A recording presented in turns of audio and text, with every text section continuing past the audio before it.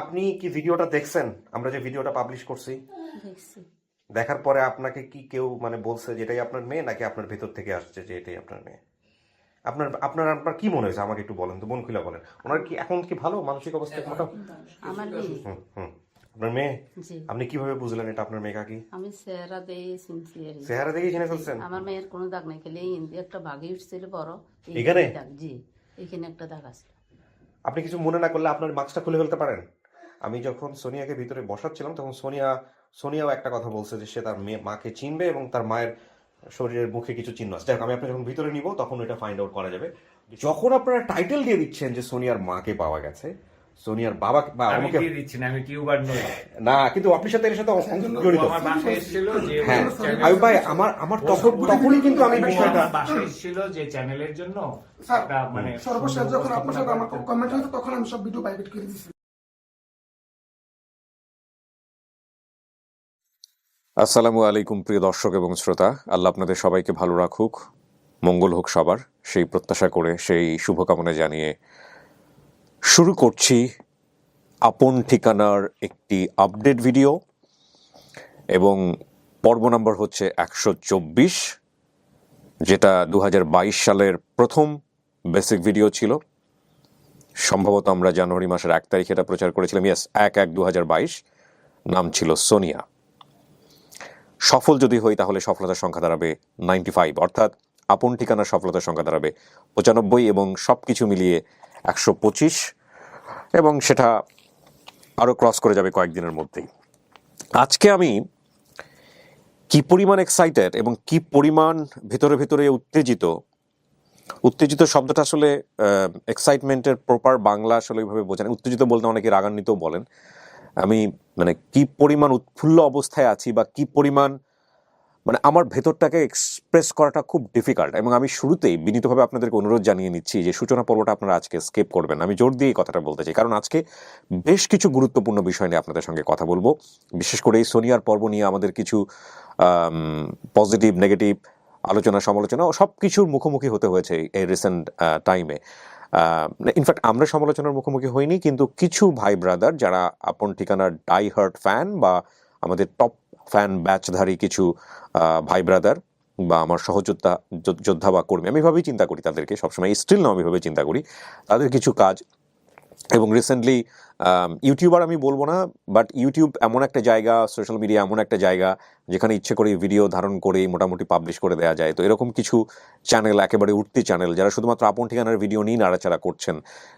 কেউ কেউ আপন ঠিকানা ফ্যান নামে, কেউ কেউ আপন ঠিকানার সাথে আরেকটা নাম জুড়ে দিয়ে, কেউ আপন ঘর জুড়ে দিয়ে, কেউ আবার লোকাল নাম দিয়ে বিভিন্নভাবে কেটে ছেটে বিভিন্নভাবে ভিডিও করছেন। তাদের কিছু কর্মকাণ্ড এবং একই সাথে আরও বেশ কিছু বিষয়, কিছু ইস্যু নিয়ে আমরা কথা বলতে চাই, যেটা খুবই গুরুত্বপূর্ণ। এবং আমি মনে করি আপন ঠিকানা অনুষ্ঠানকে যারা শুধুমাত্র এন্টারটেনমেন্ট হিসেবে দেখেন না, মনে করেন যে এটা একটা সামাজিক দায়বদ্ধতা বা এটা একটা দায়িত্ববোধের জায়গা থেকে আপনি নিজেও একজন ওয়ারিয়ার, নিজেও একজন এখানে সোলজার, সৈনিক, এই অনুষ্ঠানের একটা অংশ, তাহলে আমি বলবো যে সূচনা পর্বটা আপনি একটু বড় হলেও আজকে স্কিপ করবেন না। এবং সূচনা পর্বটা কত গুরুত্বপূর্ণ আমি আপনাদেরকে বলি। এই সূচনা পর্বটা আমি ধারণ করছি যেটা আমার অনুষ্ঠানের ইতিহাসে কোনোদিন হয়নি, লস্ট অ্যান্ড ফাউন্ড এবং আপন ঠিকানার ইতিহাসে কোনোদিন হয়নি। আমার আপন ঠিকানার গেট টুগেদার, এই অনুষ্ঠানটির 124 নম্বর পর্বের গেট টুগেদার হবে আগামীকাল সকালবেলা 10টার সময়। আজকে হচ্ছে আপনার 20শে ফেব্রুয়ারি 2022, অর্থাৎ 21 তারিখ সকালবেলা যখন ছুটি, সবার সরকারি ছুটি, সেই সময়টাতে আমরা অনুষ্ঠানের জন্য সময় নির্ধারণ করে রেখেছি, কারণ আমরা এটা নিয়ে আর দেরি করতে চাই না। অনেকদিন ধরে দেরি করছিলাম, টাইম ম্যানেজ করতে পারছিলাম না। এবং এই অনুষ্ঠানটি নিয়ে আমরা প্রাথমিক কোনো আপডেটও আপনাদেরকে দেইনি। আমরা কোনো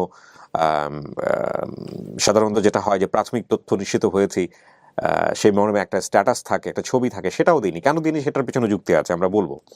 তো আমি বলছিলাম যে এই যে সূচনা পর্বটি, সেটা গতকালকেই অনুষ্ঠান শুরু হওয়ার সময় করার কথা ছিল। তো করিনি এই কারণে যে কালকে সকালবেলার পরিস্থিতি কি দাঁড়াবে সব কিছু মিলিয়ে এই অনুষ্ঠানটা নিয়ে একটা হচপচ হতে পারে সব কিছু মিলিয়ে। কারণ যেভাবে হয়েছে, আসলে যেভাবে আসতেছে আপডেটটা, সেটা নিয়ে আমি একটু হলেও মানে কিছুটা হলেও কাজ আগিয়ে রাখতে চাই, বা যে পরিস্থিতি হোক না কেন যাতে করে আমি কালকেই ভিডিওটা পাবলিশ করতে পারি, সে কারণেও সূচনা পর্বটা একটু এগিয়ে রাখা দরকার।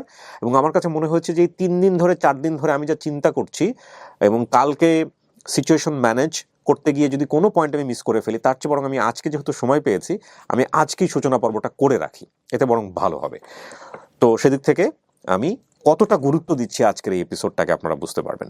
সোনিয়ার এপিসোডটা এমন একটি এপিসোড, আমার জানা মতে আমরা প্রায় 200-র কাছাকাছি এপিসোড প্রচার করেছি লস্ট অ্যান্ড ফাউন্ড এবং আপন ঠিকানা মিলিয়ে। এতটা আবেদন তৈরি করা, এতটা সাড়া ফেলা আমার জানা মতে এখন পর্যন্ত, আমি যদি ভুল না করে থাকি, তানিয়াটা ফেলেছিল, তানিয়াকেও ক্রস করে গেছে সোনিয়া। বিশেষ করে সোনিয়ার ওই যে বর্ণনাটুকু যে আমি এবং আমার ভাই, আমার মা আমাদেরকে স্টেশনে রেখে কোথাও পানি আনতে গিয়েছিল বা সামথিং লাইক দিস, পুরো বেসিক ভিডিওর ঘটনাটা আমার কাছে আছে, আমি সেটা রিভিল করব। ওই যে হারিয়ে যাওয়ার বিষয়টা, এটা মানুষকে এতটাই আন্দোলিত করেছে। আপনারা দেখবেন যে সোনিয়া নামে যদি আপনি ইউটিউবে সার্চ করেন তাহলে দেখতে পারবেন, আর আমার পেজে গেলেও আপনি পাবেন 1 তারিখের এই ভিডিওতে প্রায় লাখখানেক শেয়ার হয়েছে এই ভিডিওটা, যেটা খুব রেয়ার। আমাদের আপন ঠিকানার ভিডিও লাখখানেক শেয়ার হয়েছে, এরকম হাতে গুনে কয়েকটা ভিডিও পাওয়া যাবে, 3-4টা ভিডিও পাওয়া যাবে, তার মধ্যে সোনিয়ারটা একটা। তো এই ভিডিওটা নিয়ে এটা প্রচার হওয়ার পরে প্রায় প্রত্যেকটা বেসিক ভিডিওতে এই ভিডিওর স্ক্রিনশট থাকে যে এদের আপডেট কি, এদের আপডেট কি, এদের আপডেট কি। ইন দ্য মিন টাইম আমার ভলেন্টিয়ার যারা আছেন তারা বিভিন্নভাবে কাজ করেছেন এবং ওই রেল স্টেশন খুঁজে বের করেছেন। ওখানে গিয়ে একজন মাঝবয়সী একজন মহিলা যিনি মানসিক ভারসাম্যহীন, তার ছবিও আমার কাছে পাঠিয়ে দিয়েছেন। আমার কাছে কখনো মনে হয়েছে, হলেও হতে পারেনি। তো সব কিছু মিলিয়ে এই যে প্রতিনিয়তই সোনিয়া সোনিয়া সোনিয়া নিয়ে বিভিন্ন রকমের ইনফরমেশন আমার কাছে আসা, তো আমার কাছে মনে হয়েছে with the name of almighty Allah, যেটা সবচাইতে কঠিনতম একটা এপিসোড। হতেও পারে যে তার মা তাদেরকে হারিয়ে মানসিক ভারসাম্যহীন হয়ে গেছেন। মাঝখানে আমি এরকম সম্পর্কও পেয়েছি যে সেই মায়ের পরিবার পাওয়া গেছে, মাকে পাওয়া যাচ্ছে না, কিন্তু তার মামাদেরকে পাওয়া গেছে, তার মামারা তাকে অ্যাকসেপ্ট করছেন না। আমার ভলান্টিয়াররাই তাকে বলেছেন, কিন্তু আমরা শেষ পর্যন্ত যেহেতু অ্যাকসেপ্ট করার বিষয় থাকে, আলোচনা সমালোচনার বিষয় থাকে, কেউ অ্যাকসেপ্ট না করলে আমরা তাকে কোয়ারি করি না, তার কাছে আমরা যাই না। কেন? মানে সেটা তো আমাদের অনুষ্ঠানের নিয়ম অনুসারেই পড়ে না। ধরেন কোন একটা কেউ এসে বললো যে আমার পরিবার অমুক অমুক অমুক, পাওয়াও গেল, এলাকার সবাই আইডেন্টিফাই করতে পেরেছে, কিন্তু উনি বলছেন যে এটা আমার ফ্যামিলি না, উনি আমার কেউ হন না। তো সেক্ষেত্রে আমরা তো তাকে জোর করে চাপিয়ে দিতে পারি না, তাই না? এবং আমরা তার তথ্যও কখনো আমাদের বেসিক ভিডিওতে যিনি আসেন তাকে জানাই না। জানাই না এই কারণে যে ধরেন আমরা জানালাম, তারপরে তিনি কোর্টের আশ্রয় নিলেন, তারপরে তিনি এলাকায় গিয়ে একটা হাঙ্গামা করলেন বা একটা জটিলতা তৈরি করলেন। তো একটা জটিলতা হবে কি, একটা খুব সহজ সমীকরণ। প্রকৃতিগতভাবে আপনি দেখবেন যে এক বালতি দুধের মধ্যে যদি আপনি 1 ফোঁটা লেবুর রস ফেলেন, ওই দুধটুকুকে নষ্ট করে অন্য ফর্মে নিয়ে যায়। নষ্ট ঠিক হয় না, অন্য ফর্মে নিয়ে যায়। তো আমাদের এই যে ফর্মটা আছে সেই ফর্মটা বিতর্কিত হয়ে যাবে, ফর্মটা নিয়ে অনেক সমস্যা হয়ে যাবে। তো সেই জায়গাটা থেকে আমরা চেষ্টা করি যতটুকু সম্ভব এই সমালোচনা, এই জটিলতা, এই কমপ্লেক্সিটিগুলোকে অ্যাভয়েড করে যত বেশি সম্ভব মানুষদেরকে তার পরিবারের কাছে ফেরানো। একটা হয়নি তো আরেকটা হবে, আরেকটা হয়নি তো আরেকটা হবে। একজন সোনিয়া হলো না তো আরেকজন সোনিয়া হবে, আরেকজন সোনিয়া হলো না তো আরও পরের জন বসে আছে, সে তারটা হবে। কিন্তু একজনকে নিয়ে চেষ্টা করে পরিস্থিতি জটিল করে যে কোনোভাবেই হোক তাকে ফ্যামিলির কাছে ফেরাতে হবে, সেই প্রতিজ্ঞা নিয়ে পরিস্থিতি অনেক কমপ্লেক্স করে পুরো অঙ্গনটাই যদি অনেক বেশি সেকেন্ড হয়ে যায়, তাহলে কিন্তু এখানে সবার হক আছে, সেই হকের জায়গাতে বঞ্চিত হয়ে যেতে পারে। তো সেই জায়গা থেকে আমরা আসলে কখনোই মানে পাওয়া গেছে সন্ধান, আমরা বুঝতে পারতেছি এটা পরিবার, বা আমাদের জায়গা থেকে মনে হচ্ছে যে এটাই হতে পারে, তারা অ্যাকসেপ্ট করতেছেন না, তারা এটা নিয়ে কথা বলতে চান না। আমি সোনিয়া কিন্তু উদাহরণ দিচ্ছি, এরকম এটা অনেকের ক্ষেত্রেই হতে পারে। তখন তাকে গিয়ে আমরা নক করি না। আমার ভলান্টিয়ারকে স্ট্রিক্টলি বলা আছে, আমার অফিসিয়াল ভলান্টিয়ারদের, যে তারা যদি এই বিষয়ে কথা বলতে না চান, ডেফিনেটলি আপনারা তাদেরকে নক করবেন না। তো এখানে সোনিয়ার ক্ষেত্রে আমি প্রথম দিকে এরকম একটা তথ্যও পাই। তো যেহেতু তারা এরকম আওয়াজ দেননি, তো আমার কাছে মনে হচ্ছে ঠিক আছে, ফাইন, এটা বোধহয় একটা আমার একটা সারা জীবনের জন্য একটা পেন্ডিং কেসই হয়ে গেল, যে আমি হয়তো সোনিয়ার পরিবারকে খুঁজে দিতে পারবো না। কারণ একজন মানসিক ভারসাম্যহীন কে পাওয়া যাচ্ছেন, একজন মা যিনি স্টেশনে বসে থাকেন, কেউ কেউ বলতেছে তিনি তার সন্তানের জন্য বসে থাকেন, আসলে তো জানি না আমরা কেস কি। আবার কেউ বলতেছে সোনিয়ার মামাদেরকে পাওয়া গেছে, তারা আবার অ্যাকসেপ্ট করছে। বিভিন্ন রকম ইনফরমেশন আমি খুব পাজল ছিলাম। তো হয় কি, আমাদের র্যান্ডম কেস, তো আমরা প্রত্যেকটা কেস নিয়ে প্রতিদিন মুভ করি, একটার পর একটা আসতে থাকে। তো এইটা মানুষ ভুলতেছিল না। ইন দ্য মিন টাইম একটি ইউটিউব চ্যানেল, আমি নাম মেনশন করব না, আপনারা অনেকেই হয়তো বা চিনবেন, সেখানকার বেশ কিছু ভাই ব্রাদার যারা আমাদের আপন ঠিকানার খুব ডাইহার্ট ফ্যান, এবং তাদের আমি কখনো কোনো খারাপ কাজ দেখিনি আপন ঠিকানা নিয়ে। বাট সিস্টেমেটিক্যালি তারা যেটা করছিল তাদের সিস্টেম অনুসারে, ডেফিনেটলি আপন ঠিকানার সিস্টেম না, প্রথম দিকে তারা এই দেখছিলাম যে আমাদের ভিডিওর ক্লুজগুলো ধরে ধরে ওই স্টেশনে চলে গেছে, তারপর আরেকটা জায়গায় যাচ্ছে, ভিডিও করতেছে, কখনো নদীর ভিডিও দিচ্ছে যেটা সোনিয়া বলেছে, কখনো ওই স্টেশনের ভিডিও দিচ্ছে, কখনো ওই আলমগীর সাহেবকে খুঁজে বের করছে, হাত কাটা গেছে যিনি, তার ওয়াইফকে খুঁজে বের করে ইন্টারভিউ করতেছে গোপনে গোপনে। তো আমি ভাবতাম ঠিক আছে, কিউরিয়াসিটির বশত এরকম অনেকেই করে, তো করতে থাকুক ওনারা, সমস্যা কোথায়। তো করতে করতে করতে করতে করতে করতে হঠাৎ করে ওরা অ্যানাউন্স করে ফেললো যে পাওয়া গেছে। মানে এত বেশি সাসপেন্স না রেখে ডিরেক্টলি বলে দিচ্ছে যে হ্যাঁ এটাই তার পরিবার, এই জাতীয় ভিডিওগুলো নিয়ে আসলো। তখন আমার টনক নড়লো, মানে আমার টনক নড়লো বলতে আসলে আমি অতটুকু বিশ্বাস করি নাই যে ওনারা এই ধরনের কাজ করে ফেলবে। কারণ ওনারা কিন্তু যে দুজন যিনি উপস্থাপনায় ছিলেন, উনি সম্ভবত একজন শিক্ষক মানুষ, I respect him very much, এবং আমাদের আপন ঠিকানার উনি নিয়মিত লেখেন, আমাদের স্ট্যাটাসে কমেন্টস করেন, এবং আরেক ভাই বোধহয় ওনাকে দিয়ে উপস্থাপনা করিয়েছেন। উনি সম্ভবত আজকের অনুষ্ঠানে আসবেন, কালকে আসবেন উনি। তো এনারা রেগুলার এই কাজগুলো করতেছিল, এবং যখন আমি দেখলাম যে এরকম স্টেটমেন্ট দিয়ে দিচ্ছে, তখন আমার কাছে মনে হলো যে না, এবার একটু থামানো দরকার। কারণটা হচ্ছে এটাই যে আমাদের কাজের ধরন অনুযায়ী আমরা কখনোই পরিবার পাওয়ার পরেও, সমস্ত কিছু মিলে যাওয়ার পরেও আমরা বলি না যে এটাই ওই ব্যক্তির পরিবার, এটাই এই ভিকটিমের পরিবার, যতক্ষণ পর্যন্ত ভিকটিম নিজের মুখ থেকে না বলে। আমরা কি বলি, হতে পারে, আমরা বলেছি একটা পরিবার দাবি করেছে, আমরা বলেছি এটা সম্ভাব্য পরিবার, একটা পরিবার ওনার দেয়া তথ্য অনুযায়ী সবকিছু মিলে গেছে, সুতরাং সেই দিক থেকে তারা আসতে চাচ্ছেন তার সামনাসামনি হওয়ার জন্য, এই জাতীয় কথাবার্তা আমরা বলি। কিন্তু যখন আপনি স্টেটমেন্ট দিয়ে দেবেন যে এটাই সোনিয়ার পরিবার, এটাই সোনিয়ার মায়ের সাথে কথোপকথন, এটাই সোনিয়ার ভাই এতিল, এই জাতীয় কথাবার্তা যখন আপনি অ্যাফার্মেটিভ শব্দ, মানে যেটাকে বলে হ্যাঁ বোধক শব্দ, যখন আপনি একটা স্টেটমেন্ট দিয়ে দেন, তখন কিন্তু এখানে দুইটা প্রবলেম ক্রিয়েট হয়। একটা হচ্ছে যে আমাদের সহজ সরল সাধারণ মানুষ, ভাই ব্রাদার যারা যে কোনোভাবেই হোক পরিবার, একটা সামনে এসে দাঁড় করালেই, মোটামুটি চেহারার মিল থাকলেই মনে করেন যেটা তার পরিবার, তারা ধরে নেন যে এটাই তার পরিবার, এবং তারা কোনোভাবে ওখান থেকে সরতে চান না। They are very emotional, extreme level of emotional. এই ইমোশনাল কখনো কখনো মারাত্মক ক্ষতিকর কাজের জন্য। যাই হোক, সেটা নিয়ে আমি ওই জায়গাটায় নাইবা গেলাম। আর আরেকটা যেটা, সেটা হচ্ছে যিনি আমার এখানে ভিকটিম এসছেন, তিনি তো ভাই বুভুক্ষ, তিনি তো তার পরিবারের জন্য খোঁজ করতেছেন, তো তিনি তো এগুলো দেখতেছেন, তো তিনি ইনফ্লুয়েন্স হয়ে যাবেন। এখন কথা হচ্ছে, আপনি আপনার জায়গা থেকে কাজ করে, আপনি আপনার মতো করে কাজ করে মনে করতেছেন এটাই তার পরিবার, এবং আপনি একটা স্টেটমেন্ট দিয়ে দিচ্ছেন যেটা তার পরিবার। কিন্তু প্রথম কথা হচ্ছে, এখানে ডিএনএ টেস্টের আমাদের জায়গা থেকে কোনো সুযোগ নাই, এবং এই সোনিয়া আদৌ তার যেই ডিনামিক্স, গল্পের যে ডিনামিক্স বা যে চেনা জানা বা পরিচয়ের যে ব্যাপারগুলো, সেই জায়গায় সমস্ত কিছু জেনে শুনে আদৌ অ্যাকসেপ্ট করবে কি করবে না, সেটারও একটা ব্যাপার আছে।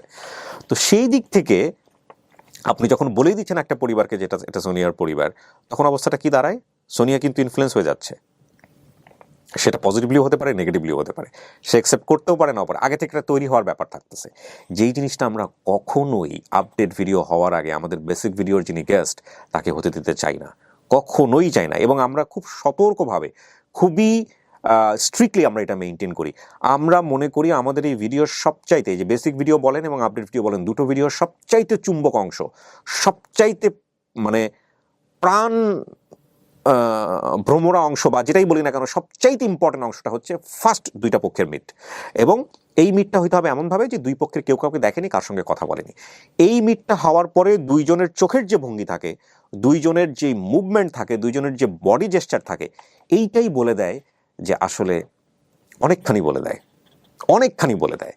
তো সেই বলে দেওয়ার জায়গাটা কি থাকবে? আপনি যদি আগে থেকেই বলে দেন যে এটাই সোনিয়ার পরিবার বা এটাই অমুকের পরিবার, এই যে তার মায়ের সাথে কথোপকথন, এই যে এতটুকু করেছে, এই যে সেই নদী, আপনি আমাকে বলেন, বা যারা এই কাজটা করেছেন তাদের প্রতি আমি বিনীতভাবে জানতে চাই, এটা কি থাকবে? এটা থাকবে না, এটা নষ্ট হয়ে যাবে। এবং এই কাজটা এবারই প্রথম হয়েছে।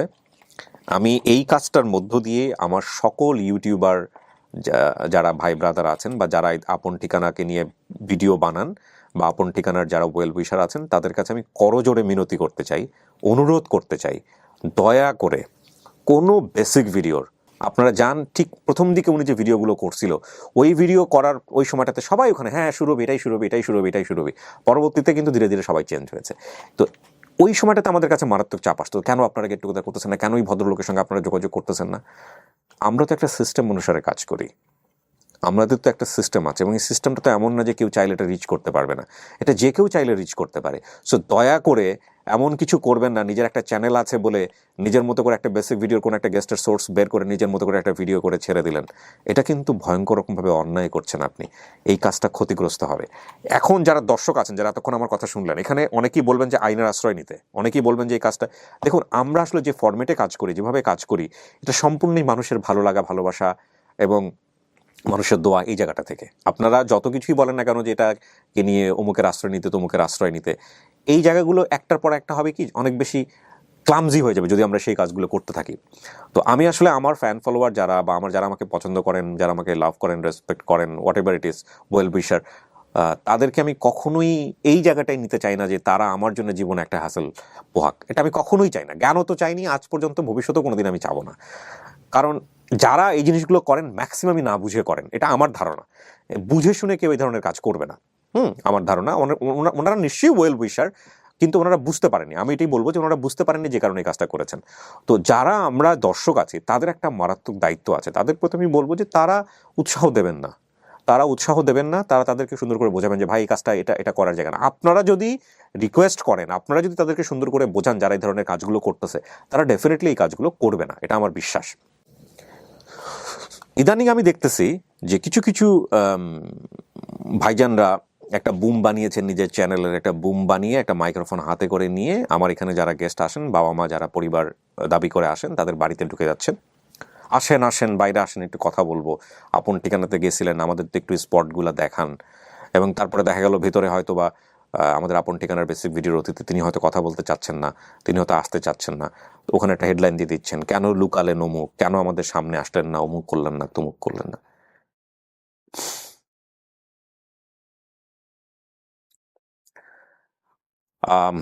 আসলে আমার যা বলতে ইচ্ছে করছিল সেটা আমি মানে গিলে ফেললাম, আমি বললাম না।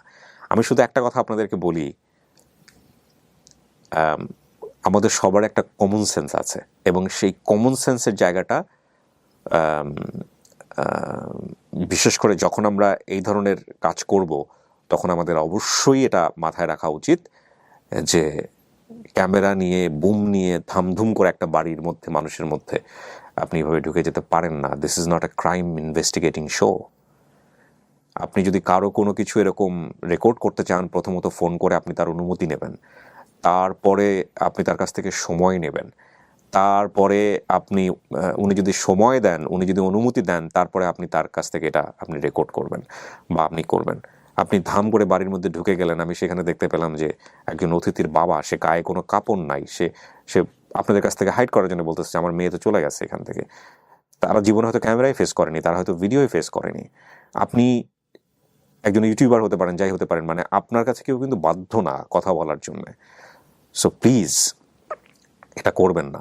এবং আজকের এই ভিডিওতে অনেক মানুষ দেখবেন, আমি সবাইকে একটা রিকোয়েস্ট করতেছি, আমার বেসিক ভিডিওর যারা গেস্ট আছেন তাদেরকে আমি বলতেছি, প্রতিষ্ঠিত গণমাধ্যম যেগুলো আছেন, টেলিভিশন চ্যানেল আছেন, প্রিন্ট মিডিয়া আছেন, প্রতিষ্ঠিত মাধ্যম যেগুলো, এই মাধ্যমগুলো ছাড়া অন্য কোনো মাধ্যমে আপনি ইন্টারভিউ দিবেন কি দেবেন না সেটা আপনার একান্তই ব্যক্তিগত বিষয়। তবে আমরা আপনাকে নিরুৎসাহিত করতেছি। যারা অন্তত কাজ জানে না, চাইলেই ধাম করে একটা ক্যামেরা সামনে ধরে ফেললো, চাইলেই আপনি কিভাবে কথা বলতেছেন, কোনো কিছু কোনটা বললে ক্ষতি হবে, কোনটা বললে ভালো হবে, কোনো কিছু চিন্তা না করেই যা ইচ্ছা রেকর্ড করে ছেড়ে দিল, এই ধরনের মানুষ যাদের চ্যানেলে সেরকমভাবে লোকজন ঢোকেও না, দেখেও না, তাদেরকে ইন্টারভিউ দেওয়ার আগে আমার মনে হয়, আপনার তো আসলে এখানে মানুষজনের কাছে সেলিব্রিটি হওয়ার জন্য আপনি এখানে আসেননি, আপনি পরিবার খোঁজার জন্য আসছেন। সো দরকার কি? হ্যাঁ, প্রতিষ্ঠিত গণমাধ্যম যেগুলো আছে, টেলিভিশন চ্যানেল আছে, বিভিন্ন মিডিয়া আছে, তারা কাজের ধরনটা বুঝে কীভাবে কাজ করতে হবে সেখানে আপনি কথা বলেন। তারা যদি আমাকে ক্রেডিট দিতে না চায়, স্টুডিও অফ ক্রিয়েটিভ আর্টসকে ক্রেডিট দিতে না চায়, আর জি কিবরিয়ার নাম না নিতে চায়, আমার কোনো আপত্তি নাই। আমি এটা নিয়ে কখনো জিজ্ঞাসা করতে যাবো না কেন বললেন না, বা আপনি বলার পরেও তারা যদি কেটে ফেলে দেয়, আমার কোনো আপত্তি নাই, ওখানে বলেন। অ্যাটলিস্ট তারা জানে যে কীভাবে প্রেজেন্ট করতে হবে। আর বাকি যাদের কাছে, এদেরকে দিয়েন না, এটা আমি ব্যক্তিগতভাবে বলবো। কারণ এরা বেশিরভাগ সময় আসলে বুঝে ওঠে না কীভাবে কাজটা করতে হবে এবং করলে কতটা ক্ষতি হবে। রিসেন্টলি আমি আরেকটা উদাহরণ দিই আপনাদেরকে। একটা চ্যানেল, আমি গেস্টের নামটা বলবো না, গেস্ট তিনি তার বাবাকে খুঁজে পেয়েছেন, পরিবার খুঁজে পেয়েছেন, এবং পরবর্তীতে বাবার সঙ্গে তার মনোমালিন্য হয়েছে। ভাই, কার হয় না?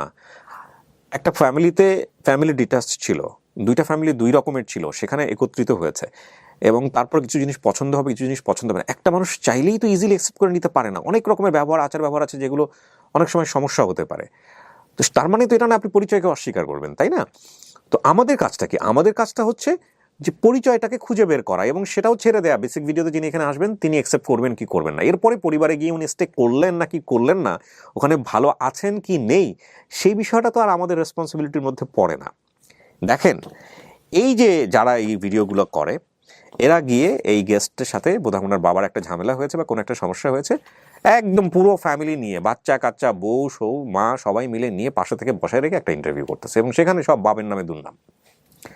অথচ সেই বাবা কিছুদিন আগে তাদেরকে এখান থেকে রিসিভ করে নিয়ে গেছে। তো এই যে ফ্যামিলি ডিনামিক্সগুলো, ফ্যামিলির মধ্যে যে ঝামেলাগুলো, এগুলো আপনারা কেন এইভাবে, মানে প্রথম কথা হচ্ছে যে আমার যে গেস্ট এখানে আসবে তাকেই আমি বলতে চাই যে ভাই, প্রথমত এটা আপনার উচিত না। মানে ইউটিউব আর ফেসবুক এটা কিন্তু আসলে ফান করার, হ্যাঁ ফান যদি ফান ইজ এ ভেরি, যদি লিগাল ওয়েতে আপনি করতে পারেন that's a different thing, but এটা কিন্তু এত হেলাফেলা মাধ্যম না। আপনি একটা কিছু বলার সঙ্গে সঙ্গে লক্ষ লক্ষ মানুষের কাছে পৌঁছে যায়।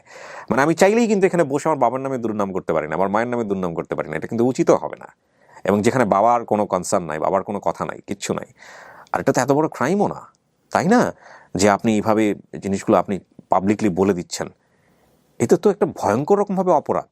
একটা ভয়ঙ্কর, যিনি আপনাকে ইন্টারভিউগুলো নিয়ে এখানে উপস্থাপন করতেছে তিনি তো একটা অপরাধ করতেছেনই, না বুঝে করতেছে। এগুলো আমি বারবারই বলি, এগুলা বাংলাদেশে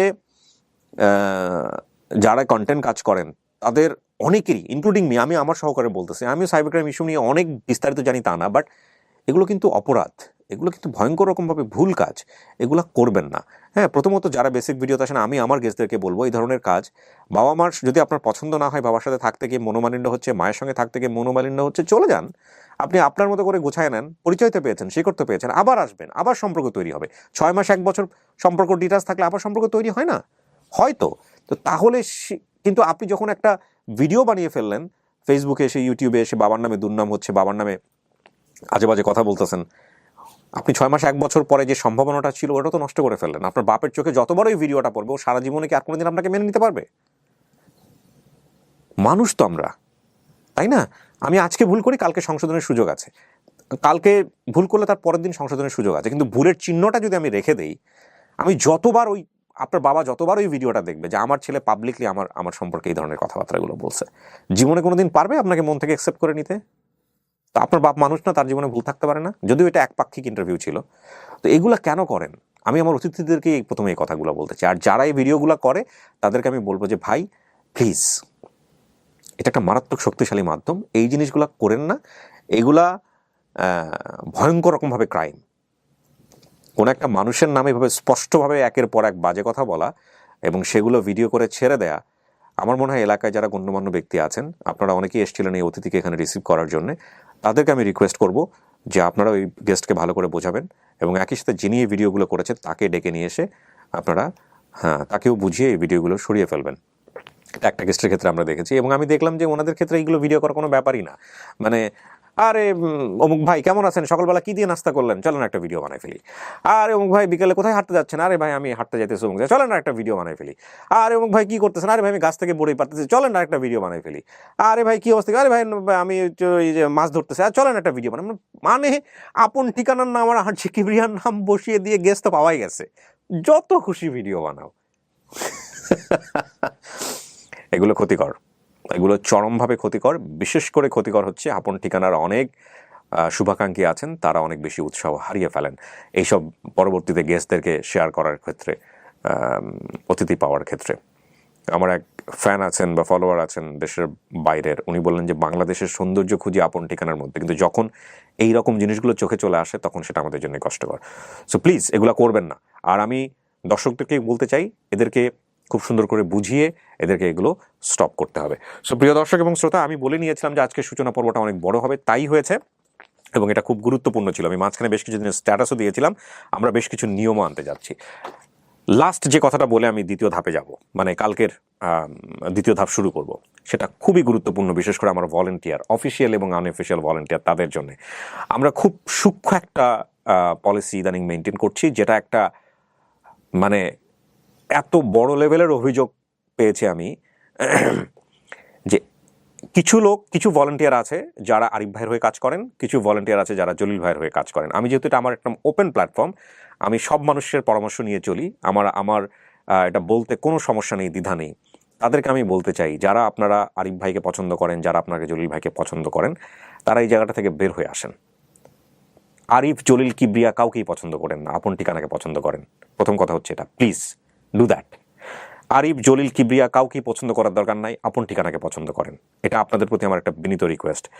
এই যে একজনকে পছন্দ করে কোন একটা সোর্সকে আগে রিচ করে আরেকজনকে যাতে নাম্বার না দেয়, আরেকজনের সাথে যোগাযোগ যাতে না করে, এইটা আমি প্রথম দুই একটা জায়গা থেকে অভিযোগ পেতাম। আমি এরকম অভিযোগ পাওয়ার পরে আমি বিষয়টিকে আমলে নেইনি, বা আমার মনে হচ্ছিল যে আসলে কতটুকু সত্য। পরবর্তীতে যেটা হলো যে সোর্সরা এসে পর্যন্ত আমাকে কমপ্লেন করে যায় যে আমাকে অমুক বলেছে যে অমুকের সাথে যোগাযোগ না করতে, অমুক বলেছে। তো আমি ইদানিং একটা সিস্টেম করেছি। সিস্টেমটা হচ্ছে এরকম, আমরা আগামী 10 থেকে 15টা গেট টুগেদার ভিডিওতে সোর্স যারা আসবেন, এই সোর্সদেরকে আমরা একটা সার্ভে করছি যে এই সোর্সকে কেউ আমাদের কোনো ভলান্টিয়ার, মানে প্রথম কথা হচ্ছে যে অফিসিয়ালি আরিফ এবং জলিল ভাই তো এটা বলবেই না, বলার কোনো প্রশ্নই ওঠে না, কারণ বললে এটা তারা আমাদের অফিসের নিয়মের পরিপন্থী আচরণ করে ফেলবে। সো এটা বলবে, তাদেরকে ইনস্ট্রাকশন দেয়া আছে।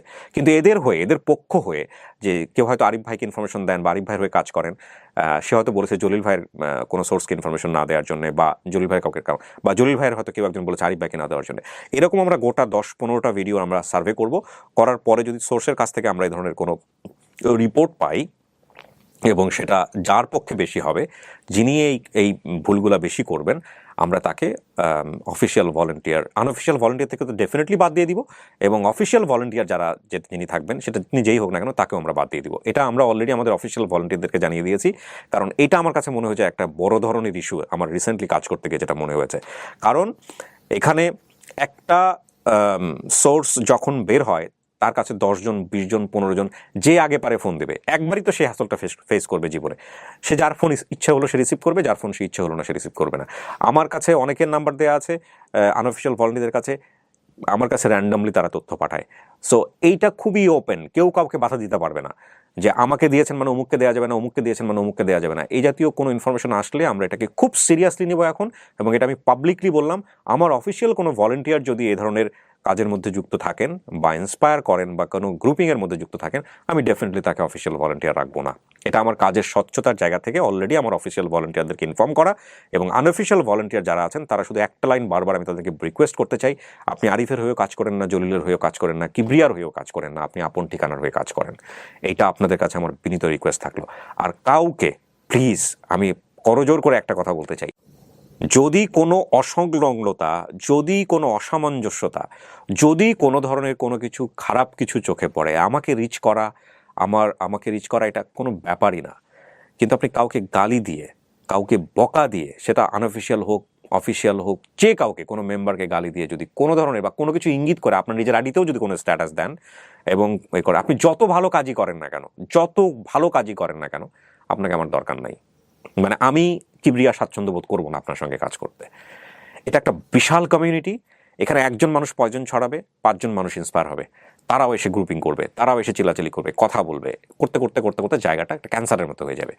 এবং এগুলো আমি আমার 16 বছরের কর্মজীবনে বা বিভিন্ন কাজে আমি এগুলো ফেস করেছি, আমি অভিজ্ঞতা নিয়েছি। এটা একটা পবিত্র কাজ মনে করি আমি। তো সেই জায়গাটা থেকে আমাদের সবার উদ্দেশ্য একটাই, যত পরিবারহীন মানুষ এখানে আসবে তাদেরকে পরিবারে ফেরানো। এখানে ক্রেডিট নেওয়াটা মূল কথা না। আমি তো বলি যে আমি কিছুই করি না, যা করার আপনারাই করেন।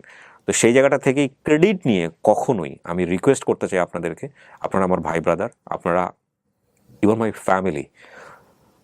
মানুষকে যদি পছন্দ না হয়, খুব সুন্দর করে তাকে বলেন, সে শুনবে আপনার কথাটা, কিন্তু বকা দিবেন না, গালি দিবেন না, অভদ্র বিষয়গুলো বের করার চেষ্টা করব।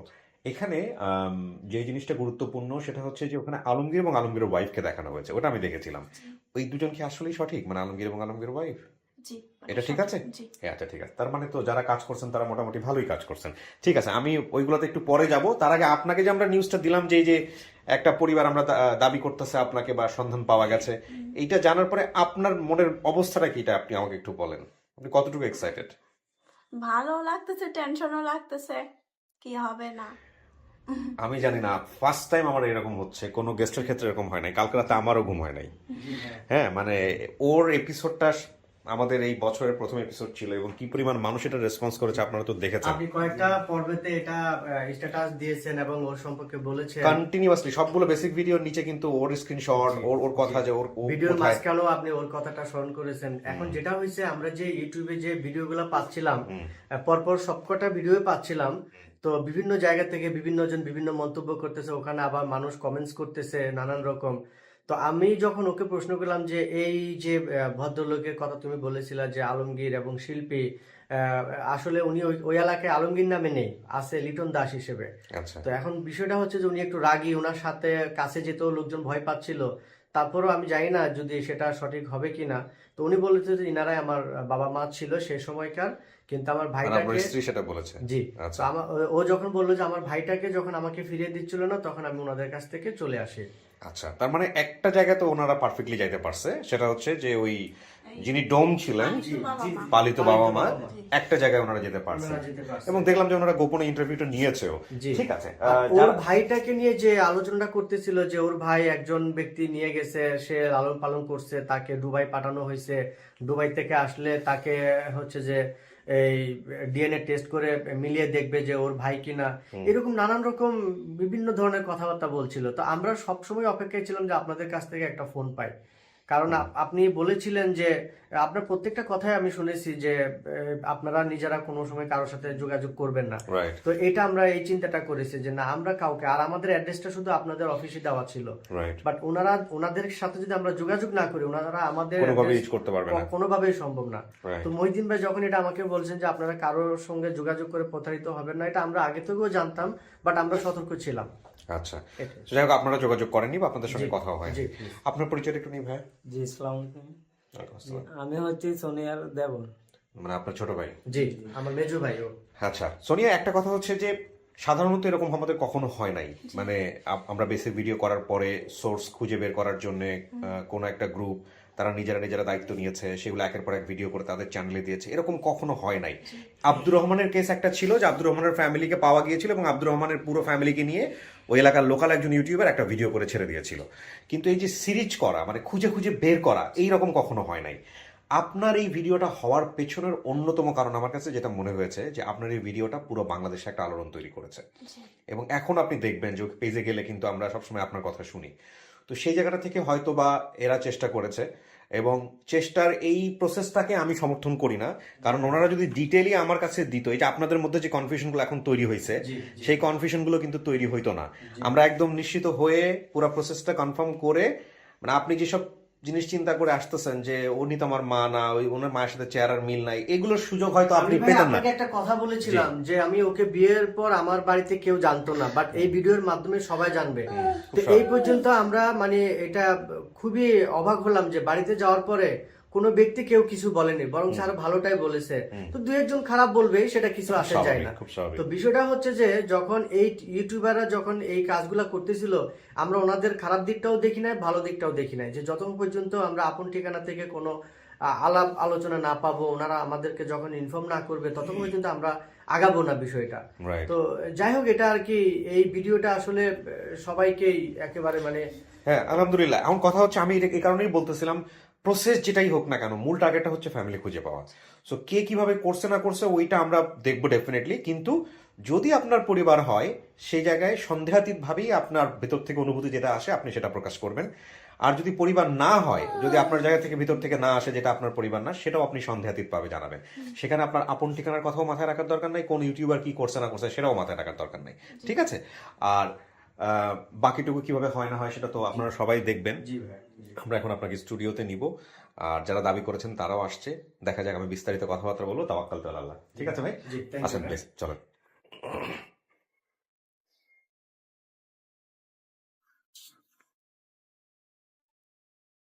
বসেন। আচ্ছা, এখানে নিয়ম অনুযায়ী 15 থেকে 20 মিনিট বসতে হবে আপনাকে, হ্যাঁ? তারপরে হলো আমরা যারা এসছে তাদের সঙ্গে আমরা কথাবার্তা বলবো এবং সামনাসামনি আনবো। ওখানে কি কোনো মহিলার ছবি ওনারা বা মহিলাকে দেখিয়ে ভিডিও করেছিল? ছবি ওই ইউটিউবে দিছিল, ওই বানাই ওই মিউজিক টিউজিক দিয়ে বানাই দেয় যে ওরকম দিছিল, তো কোনো দেখছি মহিলার আমি। ছবি কি দিয়েছিল? হ্যাঁ, আচ্ছা, মানে যিনি মা দাবি করতেছেন তার ছবিও দিয়ে দিয়েছিল? না না তার উনি ছবি দেয় নাই? না ওনার মাথার সমস্যা, রাস্তায় দোকানের সামনে বসেছিল।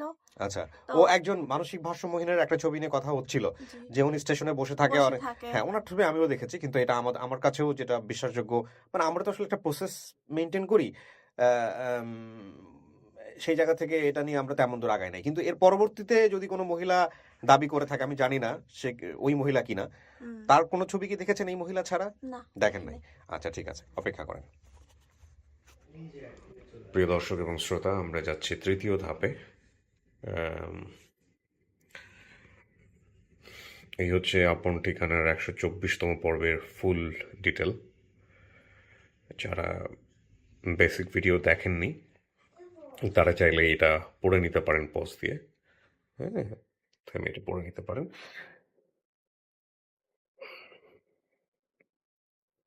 ঠিকানাও বলে দিচ্ছি।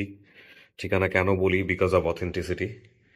যদিও এটা নিয়ে এখন অনেকেই বলতে চাচ্ছেন আমাকে যে ভাইয়া ঠিকানার এক্সপোজ করার দরকার নাই। ঠিকানা শুধুমাত্র এক্সপোজ করা হয় যে প্রোগ্রামের ট্রান্সপারেন্সি এনশিওর করার জন্য, আর এটা আমাদের জন্য সোনিয়া লিখে নিয়ে এসেছিলেন। ডেফিনেটলি। ওকে,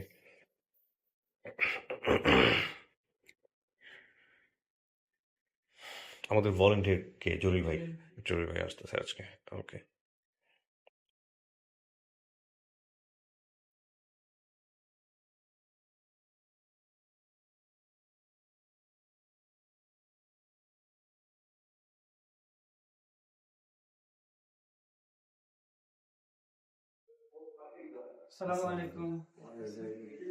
আসসালামু আলাইকুম জলিল ভাই, কেমন আছেন?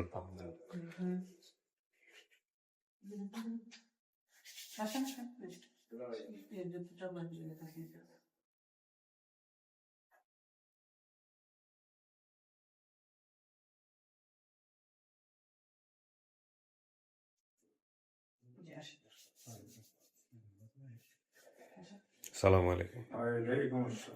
ভালো আছেন? সালাম আলাইকুম। বসুন।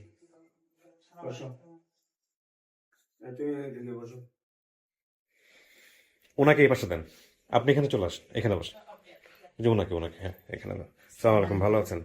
ভাই আপনারা দুজনেই পাশে বসেন। হ্যাঁ, সবাই একটু মাস্কটা ই করে নিই। হ্যাঁ, বসেন। একটু মিলাই ঝিলাই বসবো আমরা আর কি, জায়গাটা একটু কনজাস্টেড। আপনারা যারা দেখেন তারা তো জানেনই আমার সংকীর্ণ অবস্থা আর কি, একটু বড় করতে হবে। হ্যাঁ, আমারও সেটা মনে হচ্ছে। আর কে কে আছে? আপনার ভাই, উনি পরে আসবে। বসেন বসেন, আপনি বসেন। আচ্ছা, আমি একটু পরিচিত হই সবার সঙ্গে, হ্যাঁ, তারপর আমি বিস্তারিত কথাবার্তা বলতেছি, কারণ আজকে একটা বিশেষ ভিডিও, বিশেষ দিন, বিশেষ ভিডিও। 21শে ফেব্রুয়ারি।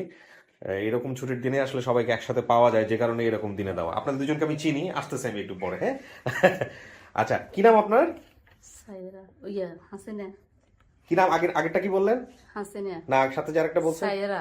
সায়রা। সায়রাটা কি আপনার নাম, ডাক নাম? জি, সায়রা হচ্ছে আপনার ডাক নাম, আর হাসিনা আপনার ভালো নাম। ডাক নাম দেন হাসিনা ডাকে। হাসিনা ডাকে? জি। তো সায়রারে হাসিনা ডাকবে কিভাবে? আমি তো বুঝলাম না এটা। আমার বাবারা বলাইছে, আর হাসিনা নামটা কে দিছে? ওরা দিছে। ওরা কারা? আর খারাপ না।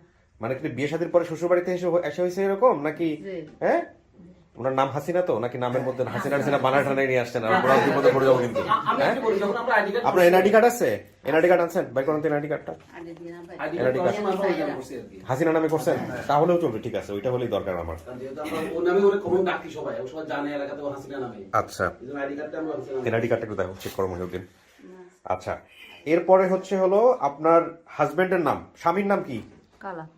কালাম। আচ্ছা, হ্যাঁ, দেখি দেখি দেখি দেখি, মানে কি আছে? কিন্তু এখানে তো সায়রা খাতুন আছে, সারা খাতুন আছে, এখানে তো হাসিনা নাই। সারা, সারা খাতুন, স্বামী কালাম। আচ্ছা, ঠিক আছে, আপনারা এলাকার লোকজন হাসিনার নামে ডাকেন। আপনি কি কি হন ওনার? আমি আমার বোনের মেয়ের মতো মানে সম্পর্কে কি হন আর কি? আমি খালা। সম্পর্কের দিক থেকে খালা। জি। খালা বলতে আপনার চেয়ে বয়স কম লাগতেছে, খালা কেমনে হন? একটু বুঝাই বলেন আমাকে, আমাকে বুঝাই দেবেন। আমি বলছি, আপনি বলেন। হ্যাঁ, বলেন। এই মেয়েটা আমাদের এলাকাতে আসার পরে আমরা এদের আমাদের কাজকর্ম করতো, কর্তার পরিপ্রেক্ষিতে আমরা এর নাম হাসিনা হিসেবে ডাকতে পারি। কিন্তু এলাকা বলতে তো এলাকার অনেক মানুষ বোঝায়। এলাকা মানে হাতিয়ানো, এটা সুবর্ণচরে আসার পরে হ্যাঁ, আমাদের বাড়িতে কোথা থেকে আসছে উনি? হাতিয়া উপজেলার থেকে সুবর্ণচর উপজেলা আসছিল উনি কি একা আসছিল? ছোটবেলায় আসছিল নাকি ছোটবেলায়? আমার একটা মেয়ে আছে যে প্রথম হইতে কি বলতাম আমি? হ্যাঁ, একটু বলেন বলেন। আপনি সব জানেন না। আমি আর বলি না। হ্যাঁ, বলুক বলুক, আপনি কারেকশন করে দিন পাশ থেকে। হ্যাঁ, এই- আপনার পরিচয়টা আগে বলেন। আমার পরিচয় হয়েছে, আমার নাম মোহাম্মদ কেফায়েতুল্লাহ। কেফায়েতুল্লাহ। পিতার নাম কি বলা লাগবে? জি, কাজী সবকিছু বলতে হবে। আব্দুল মান্নান, হ্যাঁ, একটু আগে এসে বসুন তো, আমার লাইট সমস্যা হচ্ছে। হ্যাঁ, ঠিক আছে, হ্যাঁ বসুন। সুবর্ণচর, নোয়াখালী। সুবর্ণচর, নোয়াখালী। জি, এবার বলেন আপনি ওনাকে চেনেন কিভাবে? কি ওনার কতটুকু? ছেলে কি, উনি একসময় মস্তিষ্ক বিকৃতি অবস্থায় আমাদের সর্বটা খাসার হাই স্কুলের উপরে সাইক্লোন সেন্টার আসছিল। আসার পরে ওনার একটা মেয়ে ছিল, ওই মেয়েটারে ফেলে দিতে চাইছিল। আমরা কয়েকজন থাকা পরিপ্রেক্ষিতে তার নিচে নামায় মেয়েটারে অন্যত্র একজনের ছেলে মেয়ে নাই, তার কাছে দিয়ে দিছি। এরপরে কিছু সুস্থতা করার পরে সে বাড়ি গেছে। মানে পরে খালি মেয়ে মেয়ে করি কিছুদিন বলার পরে এভাবে ছিল। কোন মেয়ের জন্য এটা করছে? যে মেয়েকে আপনারা বড়রা বড়রা একটু যে মেয়েটাকে আপনারা দিয়েছেন সেই মেয়ে, নাকি যে মেয়ে আগে হারাইছে সেটার জন্য? আগে হারানো, আগেরটাই মানে ছিল তার থেকে নিয়ে গেছে যে মস্তিষ্ক বিকৃতির কারণে। ওনার সাথে যে মেয়েটা ছিল, আপনি তো ছিল, বলতেছিলেন হ্যাঁ, একটা, ওই মেয়েটা কোথায় তখন? এই মেয়েটা ওনার সাথে ছিল, হ্যাঁ, তো ফেলে দেওয়ার। ফোনটা সবাই একটু সাইলেন্ট করে নিন প্লিজ। বন্ধ করে দেন, সবাই একটু বন্ধ করে দেন বা সাইলেন্ট করে দেন। হ্যাঁ, তো আমি যেটা বুঝতেছি যে উনি একটা মেয়েকে সাথে করে নিয়ে আসছিলেন। জি। সেই মেয়েটাকে থাকা অবস্থায় ওনার মস্তিষ্ক স্বাভাবিক ছিল না। ছিল না, ওই মেয়েটাকে আপনারা অন্য কোথাও দিয়েছেন, দিছি। দিয়ে ওনাকে আপনারা সুস্থ করতে চাচ্ছেন। হ্যাঁ। তখন আপনারা ফাইন্ড আউট করলেন কি যে উনি অন্য একটা মেয়ের জন্য এরকম করতেছে, এরকম কোনো না কিছু না, না? অন্য মেয়ের জন্য না, তাহলে? এই মেয়েটার জন্য। যে এরপরে মেয়েটার সাথে ছিল সে মেয়েটার জন্য। হ্যাঁ। হ্যাঁ, তারপর করার পরে সে কিছু ওই মেয়ের নাম কি? কাজল। কাজল। ওকে, তারপর? তো তারপরে আমরা সুস্থতার পরে আমাদের বাড়িতে ছিল, চাচার বাড়িতে মাইজি ছিল, এইভাবে আপনার চাচার বাড়িতে ছিল? মাইজি ছিল। অনেক মানে সুস্থতা করার যত রকমের তার মস্তিষ্ক সুস্থ হয়, এভাবে তাকে চিকিৎসা করা হয়েছে, ভালো হয়েছে। এখন বাসা বাড়ি থাকার পরিপ্রেক্ষিতে তার স্বাস্থ্য সবল হওয়াতে এলাকাতে গেছে। এলাকাতে যাওয়ার পরে, মানে যে এলাকা থেকে আসছিল ওনার নিজের এলাকায়? সেখানে গেছে। যাওয়ার পরে এই মেয়েটারে ওই একটা সে সময়ের বাহিনী সিস্টেম। দাঁড়ান এক মিনিট, বলেন। এখানে সময় হচ্ছে কেউ যখন বাচ্চাটা কি জানি না ছোট অবস্থাতে আমাদের কাছে আসছিল। আপনাদের বাড়িতেই ছিল? হ্যাঁ। উনি আপনার কি হয়? Husband wife. তো সমস্যা নাই, হাজবেন্ড বললে ওয়াইফ বলতে পারবে, ওয়াইফ বললেও হাজবেন্ড বলতে পারবে, টেনশনের কারণ নাই, বলেন। আর ভুলভাল হলে আপনি কারেকশন করে দিন। হ্যাঁ, তো এখন আমরা মেয়েটা আরেকটা লোকের কি জানি না ছেলে মারা গেছে। না না, আমি আপনাকে যে প্রশ্নটা করেছি, ভাইয়া নিজেরা কথা বলেন না, কারণ আপনারা যা বলবেন সব ভিডিও হচ্ছে। হ্যাঁ, আমাদের একটু সহযোগিতা করেন, আমি বুঝতে পারলে জনগণ বুঝবে। সেটা হলো যে আপনি বলতেছেন যে এই ফাইন্ড আউট করলেন কি যে উনি অন্য একটা মেয়ের জন্য এরকম করতেছে, এরকম কোনো না কিছু না, না? অন্য মেয়ের জন্য না, তাহলে? এই মেয়েটার জন্য। যে এরপরে মেয়েটার সাথে ছিল সে মেয়েটার জন্য। হ্যাঁ। হ্যাঁ, তারপর? করার পরে সে কিছু ওই মেয়ের নাম কি? কাজল। কাজল। ওকে, তারপর? তো তারপরে আমরা সুস্থতার পরে আমাদের বাড়িতে ছিল, চাচার বাড়িতে মাইজি ছিল, এইভাবে আপনার চাচার বাড়িতে ছিল? মাইজি ছিল। অনেক মানে সুস্থতা করার যত রকমের তার মস্তিষ্ক সুস্থ হয়, এভাবে তাকে চিকিৎসা করা হয়েছে, ভালো হয়েছে। এখন বাসা বাড়ি থাকার পরিপ্রেক্ষিতে তার স্বাস্থ্য সবল হওয়াতে এলাকাতে গেছে। এলাকাতে যাওয়ার পরে, মানে যে এলাকা থেকে আসছিল ওনার নিজের এলাকায়? সেখানে গেছে। যাওয়ার পরে এই মেয়েটারে ওই একটা সে সময়ের বাহিনী সিস্টেম। দাঁড়ান এক মিনিট, বলেন। এখানে সময় হচ্ছে কেউ যখন বাচ্চাটা কি জানি না ছোট অবস্থাতে আমাদের কাছে আসছিল। আপনাদের বাড়িতেই ছিল? হ্যাঁ। উনি আপনার কি হয়? Husband wife. তো সমস্যা নাই, হাজবেন্ড বললে ওয়াইফ বলতে পারবে, ওয়াইফ বললেও হাজবেন্ড বলতে পারবে, টেনশনের কারণ নাই, বলেন। আর ভুলভাল হলে আপনি কারেকশন করে দিন। হ্যাঁ, তো এখন আমরা মেয়েটা আরেকটা লোকের কি জানি না ছেলে মারা গেছে।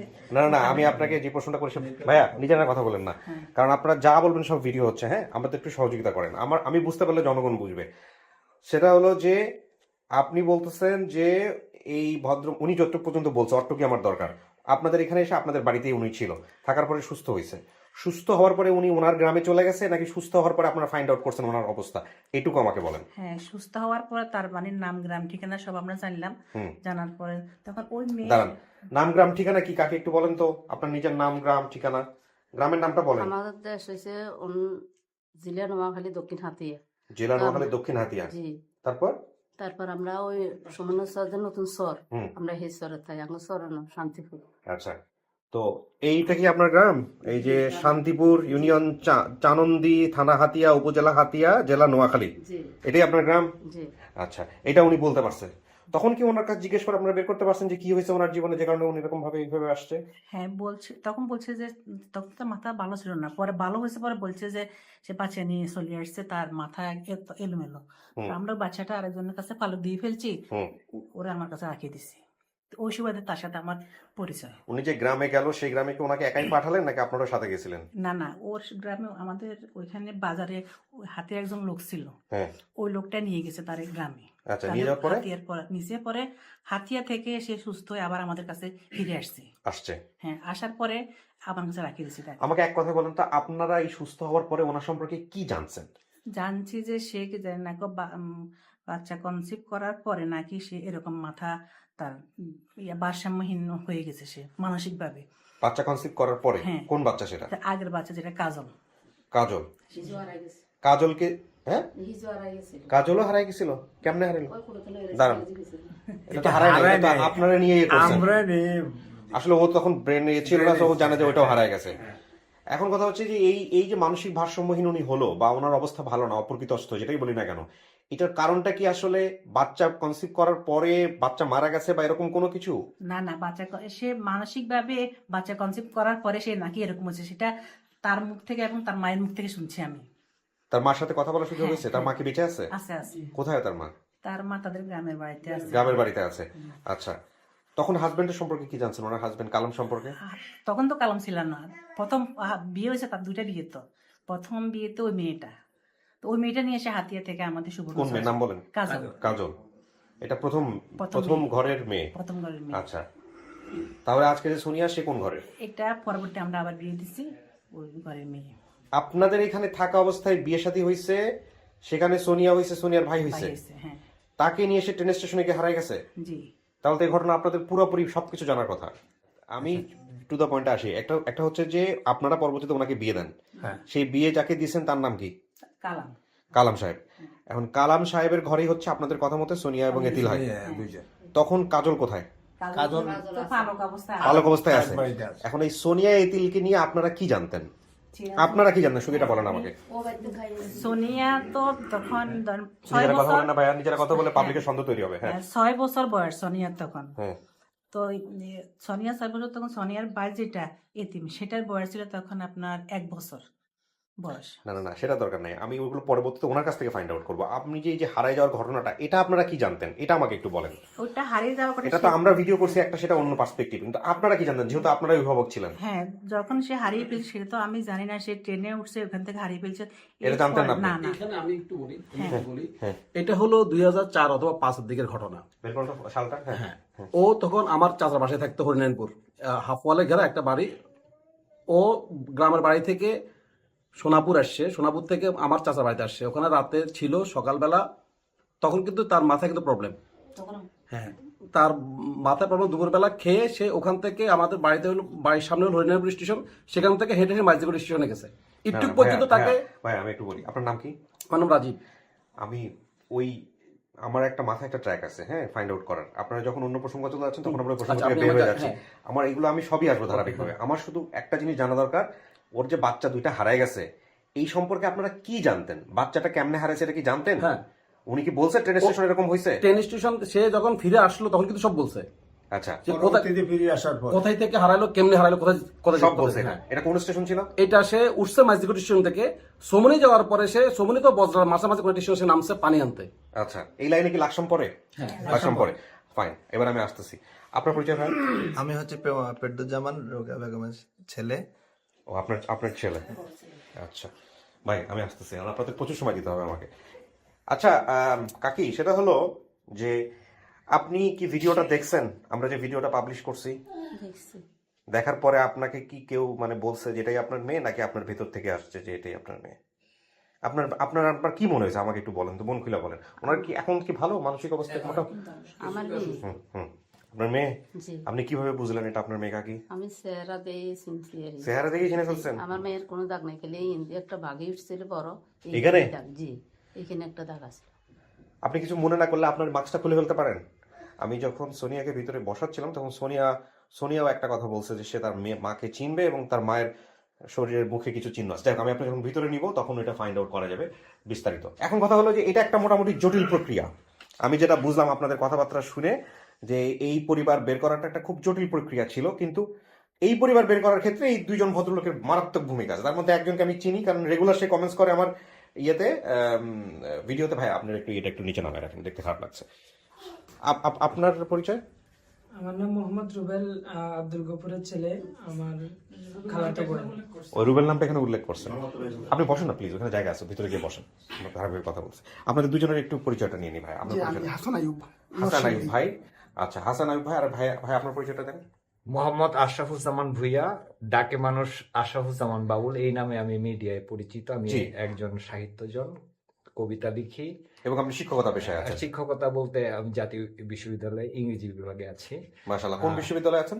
আমি জাতীয় ইউনিভার্সিটিতে আছি। মানে সেটা কোথায়, মানে এখন আমি ডেপুটেশনের ক্যাম্পাসে আছি। আচ্ছা, কোন লোকেশনটা? গাজীপুর। গাজীপুর, বিউটিফুল। আচ্ছা, এখন বিষয় যেটা হয়েছে, আমরা খুব সংক্ষিপ্ত করে বলে ফেলি। প্রথমত আমি আন্তরিকভাবে ধন্যবাদ জানাই যে আপনারা একটা দুর্দান্ত কাজ করছেন। আপনারা কাজটা, প্রসেসটাতে আমাদের সাথে কিছুটা ক্ল্যাশ হয়েছে, সেটা ডিফারেন্ট কেস, সেটা আমি মনে করি এটাই প্রথম, এবং এটার মধ্য দিয়ে মানুষ অনেক সচেতন হবে। কিন্তু আপনারা যে যুদ্ধটা করছেন, যে এই ফ্যামিলিটাকে খুঁজে বের করার জন্য, সোর্স তো আপনারাই, নাকি আপনারা কারো মাধ্যমে গেছেন? আপনারা ডিরেক্টলি সোর্স। আচ্ছা আইয়ুব ভাই, আমি যতদূর জানি উনি উপস্থাপনায় ছিল প্লাস সহযোগিতায় ছিল, তো আপনার ভূমিকাটা কি ছিল এখানে, এবং আপনি কিভাবে কি করছেন আমাকে একটু বলেন তো। আমার ওয়াইফ আপনার অনুষ্ঠানটা দেখে, আচ্ছা। তো আমি তেমন দেখি না, তো হুট করে একদিন বলতেছে যে এরকম এরকম একটা লোকেশন, তুমি একটু খোঁজ খবর নিলে মনে হয় পাইতে পারো। আপনার বাড়ি কোথায়? নরসিংদীতে। নরসিংদী। তা আমি বলছি নরসিংদী থেকে ওইখানে গিয়ে এটা খোঁজ করা অনেক কষ্টকর। বলতেছে যে তুমি তো মানবাধিকারের কাজ করো, প্লাস আমি ওইখানে পত্রিকাতে আছি আর কি, যে আপনি তুমি তাইলে ওইখানে গিয়ে একটা খোঁজ খবর নাও, তাদের কাছে বলে। তো আমাদের একটা আপা আছে, অ্যাডভোকেট শিরিন একটা শেলি, মানবাধিকার কর্মী, ওনার কাছে বলে আমি সর্বপ্রথম লাকসামে যাই। গিয়ে লাকসাম থানা থেকে মোটামুটি কিছু তথ্য সংগ্রহ করি।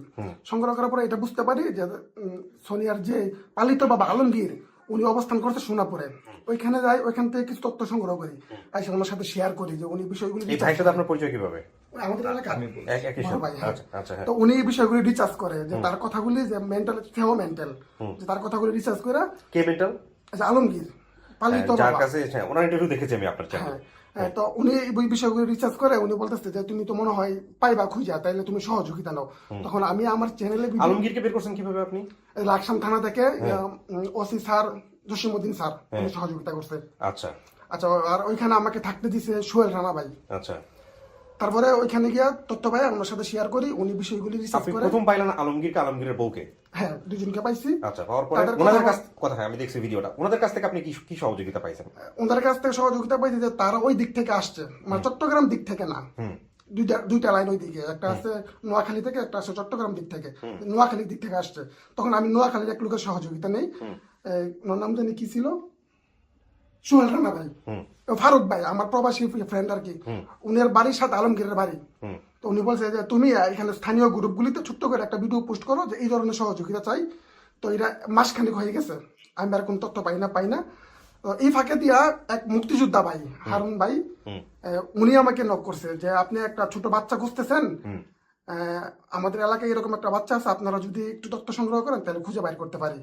আচ্ছা, ওনার ফোন রাখা রাত্রে ঘুমাই নিছি, সকালবেলা এক লোকে ফোন দিছে, সেটা নাম বলা যাবে না, যে উনি বলতেছে যে সে আমার আত্মীয়, তার সাথে কথা বললে পাওয়া যাবো। আমি বলতেছি তার সাথে কথা বলতে নরসিংদীতে ওইখানে যাওয়া সম্ভব না, তাহলে আপনি প্রতিবেশী কারো একটা নাম্বার দেন। উনি বলতেছে কারো নাম্বার দিতে পারবো না, আপনি সংগ্রহ করে নেন। আচ্ছা, এই লোকটা সাসপেন্স থাকলো কেন, মানে এই লোকটা নিজের পরিচয় দিতে চায় না কেন, কি উনি সমস্যা? পরিবারের সদস্য, মানে বাড়িটা যে পরিবার আছে ও পরিবারের সদস্য, এই তিল যে পরিবারে আছে, যে পরিবার আছে পরিবারের সদস্য, ওনার নাম প্রকাশ করলে ফ্যামিলিগত সমস্যা আছে। আচ্ছা, পরে আমি সহযোগিতা নিচ্ছি ওইখানের গুগলে দেখছি এই লোকেশনটা দেখে একটা সাইনবোর্ড পাইছি, সাইনবোর্ড থেকে নাম্বার পাইছি, নাম্বার পাই এই ভাইয়ের সাথে বিষয়টা শেয়ার করতে পারতা। ওই ভাইয়ে একটা মুক্তিযোদ্ধার নাম্বার দিছে, মুক্তিযোদ্ধা হারুন ভাই। তো হারুন ভাইরা পাঠাইছি তাদের বাড়িতে, উনি কথা বলছে। এই ট্র্যাকটা কি হলো, এতিল ট্র্যাক না সোনিয়ার এই এতিল ট্র্যাক। এতিল ট্র্যাক, কারণ তখন পর্যন্ত আপনি ফ্যামিলি ট্র্যাকে না, নাই। এই ফ্যামিলিটাকে না, এটা ভিডিও পরে আছে তাদের স্থানীয় গ্রুপে। তারপরে যখন মামার নাম্বার দিছে তখন মামার কথাবার্তা আমার কাছে কেমন লাগছে যে আমি কথা বলতে আচ্ছা, আমি পারবো না। ভাই আমি একটু বলি, এতিলের জায়গাটা নিয়ে আমরা কনফিউশনে যেতে চাই না এখন, কারণ এতিল ট্র্যাকটা নিয়ে আমরা আরো শেষ পরে করি। কথা বলবো। জি, 2 মিনিটে শেষ আপনি করি এটা। আপনি জাস্ট এই ট্র্যাকটার জায়গাতে আচ্ছা, আসেন। তখন উনি মামার সাথে কথা বলে মামার সাথে ফাইন্ড আউট করছে, উনি বিস্তারিত বলবে। তখন এই ফাঁকে দিয়া এই বোর্ডের লোক আমাকে বলতেছে যে আপনারা একটা লোক খুঁজতেছেন। কোন লোক, কত লোক? আচ্ছা, আপনি ওনার সন্ধান পেলেন কিভাবে ভাই? দাঁড়ান এক মিনিট।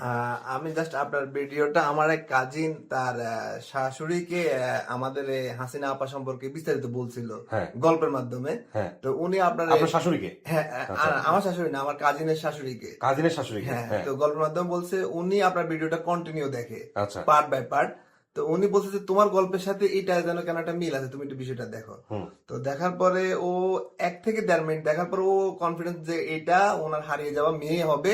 তো ও আমার বলছে ভাইয়া, নামটা বলেন তো, ওনার নাম বলেন। পারিহা বলছে। হ্যাঁ, পারিহা আপনাকে এটা বলছে, তারপর কি হয়েছে? তো ও আমাকে একটা লিঙ্ক পাঠায়, ফোন দিয়ে বলছে ভাইয়া তোমাকে একটা লিঙ্ক পাঠাইছি, তুমি ভিডিওটা দেখো, হাসিনার মনে হয় মেয়ে পাওয়া যাবে। তো আমি বলছি আমি অনেক ব্যস্ত আছি, এগুলোর মধ্যে আমার সময় দেওয়ার ইয়ে না, আমার কাজ আছে, আমি চলে যাচ্ছি। কেন ভাইয়া তুমি একটু দেখো। তখন আমি বাইকে ছিলাম, বাইকটা দাঁড়ায় তারপরে ভিডিওটা দেখলাম। দেখার পরে আমিও নিজের মধ্যে যেন ইয়ে হচ্ছে যে মেয়েটা অরিজিনালি যে বিবরণ বা যে ভিডিওটা ওটার সাথে হাসিনার মিল হয়েছে, বুঝতে পারছি আমি। তারপর আপনি কি করছেন? তারপরে আমি আপনাদের মেসেঞ্জারে নক করছি, ইমেল পাঠাইলাম, কোনো রেসপন্স আমি পাই নাই। ইমেলের রেসপন্স পাইনি, মেসেঞ্জারের রেসপন্স পাই নাই। তখন আমি বিচিত্র বাংলার একটা অনুসন্ধানের রিপোর্ট তখন সোনিয়া নামে চার্জ দিছি, ওনার ইউটিউবে ওনাদের ভিডিও পাইছি, পাইছি। তখন ওনাদের সাথে যোগাযোগ ওনাদের একটা নাম্বার পাইছি, তখন আমি যোগাযোগ করছি। উনি আমি 20 বার ফোন দেওয়ার পর উনি রেসপন্স করছে। পরে তখন উনি আমাকে আশরাফুজ্জামান স্যারের সাথে কন্ট্যাক্ট করার সুযোগ করে। তার মানে বিষয়টা হচ্ছে যে চ্যানেলটা আসলে উনিই ছিল, ওনার মাধ্যমে আপনারা একের পর এক আগাইছেন। আপনার পরিচয়টা দেন তো ভাই আরেকবার। আমার নাম হচ্ছে ফেরদৌজ্জামান, আমি একজন সরকারি স্কুলের প্রাইমারি স্কুলের টিচার। আমার মা রোকেয়া বেগম, বাবা ক্যাপায়েতুল্লাহ। আপনি তো এর আগে আমার ভিডিওগুলো অতটা মনোযোগ দিয়ে বোধহয় দেখেনও না, না। দ্যাটস ওয়াই ওনারও আসলে কিভাবে যোগাযোগ করতে হবে বা কোথায় কি করতে হবে ওইটা নিয়েও ইয়ে হয় নাই। জি, আমি এবার আসতেছি। আর বিস্তারিত বাবুল ভাই বলতে হ্যাঁ, আমি পারবে।